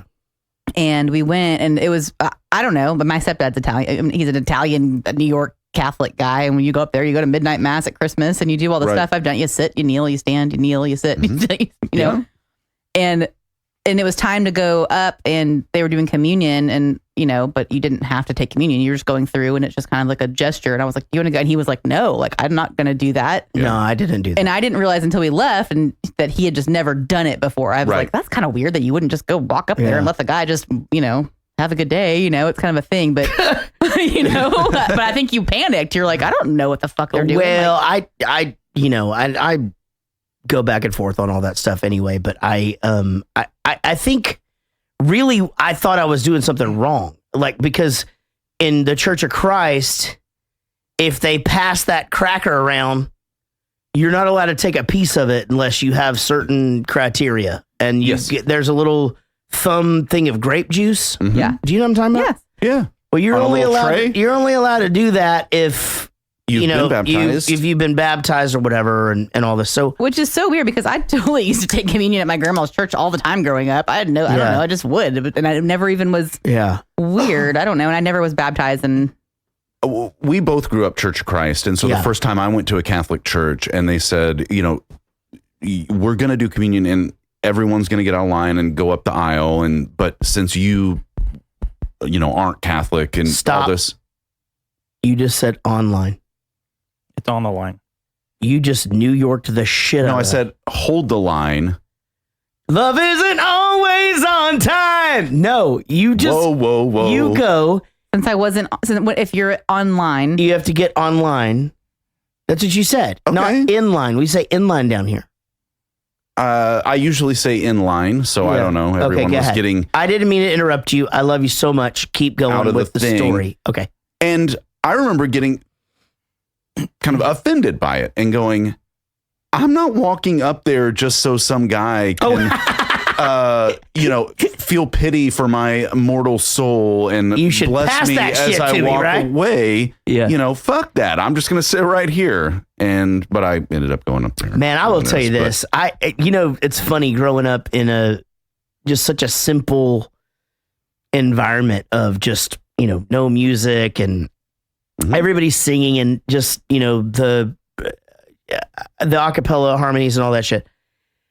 When you go to those and like the Lutheran church, actually, Kelly's dad's funeral, really, to me, I was just like, man, I looked at Casey. I'm just like, I want to have this. I want this. I'm like, you got a lot of work to do. This is amazing. Yeah, right? You don't get that. But I don't get it. But you could be Catholic. You just got to be Catholic, though. Yeah, you're going to send out an annulment letter, and there's a whole bunch of work to do. I don't have time for that shit. Anyway, but on the they do the where you repeat back shit and like everybody's chanting and all that stuff. Peace be with you. They actually had like a real loaf of bread. Like at Church of Christ, you had stale crackers. Well, it's just unleavened crackers. Yeah, just disgusting. Manischewitz. Yeah, but he full on fucking has a loaf of bread up there, and he just giving people, and then they drink real wine. All right. Yeah, love to party. Oh man, it was great. I loved it so much. And they don't card. No, they don't. Hi, you've reached the McPherson family. Please leave a message. Thank you. Hi, Mom and Dad. It's me, Christine. It's the name you gave me. It's a good one. Dad, this is more for Mom. Hey, Mom. Did you feel emotional the first time that you drove in Sacramento? I did, and I wanted to tell you, but we weren't really talking when it happened. All those Bens I've known my whole life, and stores, and the whole thing.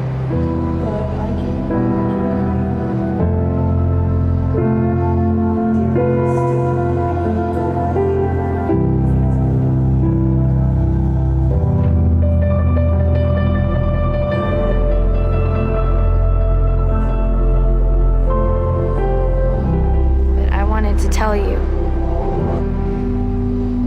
I love you. Thank you. Thank you.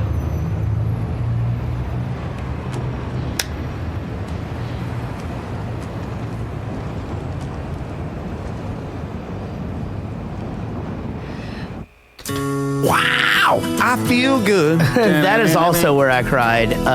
Where she's driving through Sacramento and experiencing those visuals or whatever, and it's going between her and her mom. They did a really good job, I think, of making them look similar enough to where, you know, the back and forth. I really didn't see that coming. The kind of homesickness part. Right. You don't ever get the sense throughout the whole movie that she had this affinity towards Sacramento. Yes, you did. The nun says to her. Yeah, the nun summed it up. That whenever you write about Sacramento, you know, you have this whole thing. Like he goes, well, it's just attention and love are the same things. Oh, right.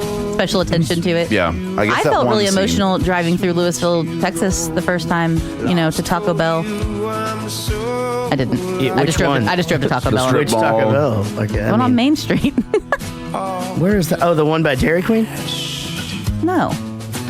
By Payless. The one off Business 121 Louisville or regular Walmart. 121? Yeah, that's right by Dairy Queen. There's a Dairy Queen there now. Oh, now? Yeah, I don't know. Yeah, I don't know either. The only reason I go there is to go to the dentist.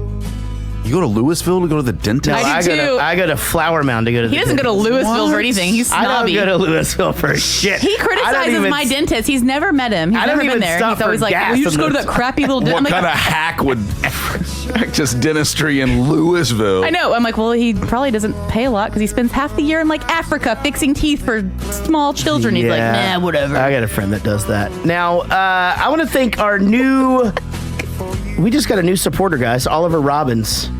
For this episode? No, he just $50, new $50 supporter. So you'll be hearing from him soon. So give it up for Oliver Robbins. Oliver. Yeah. Thank you.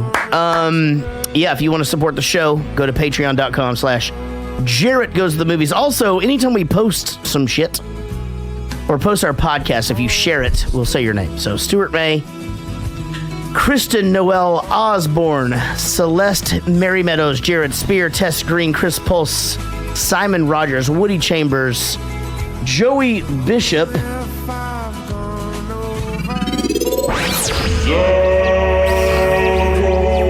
Zaldor. It's been a fun episode, guys. I to be honest, I thought as I was watching this, I was like, man, what are we going to talk about? Because it's very much just a story of this girl. And anyway, we did a pretty good job.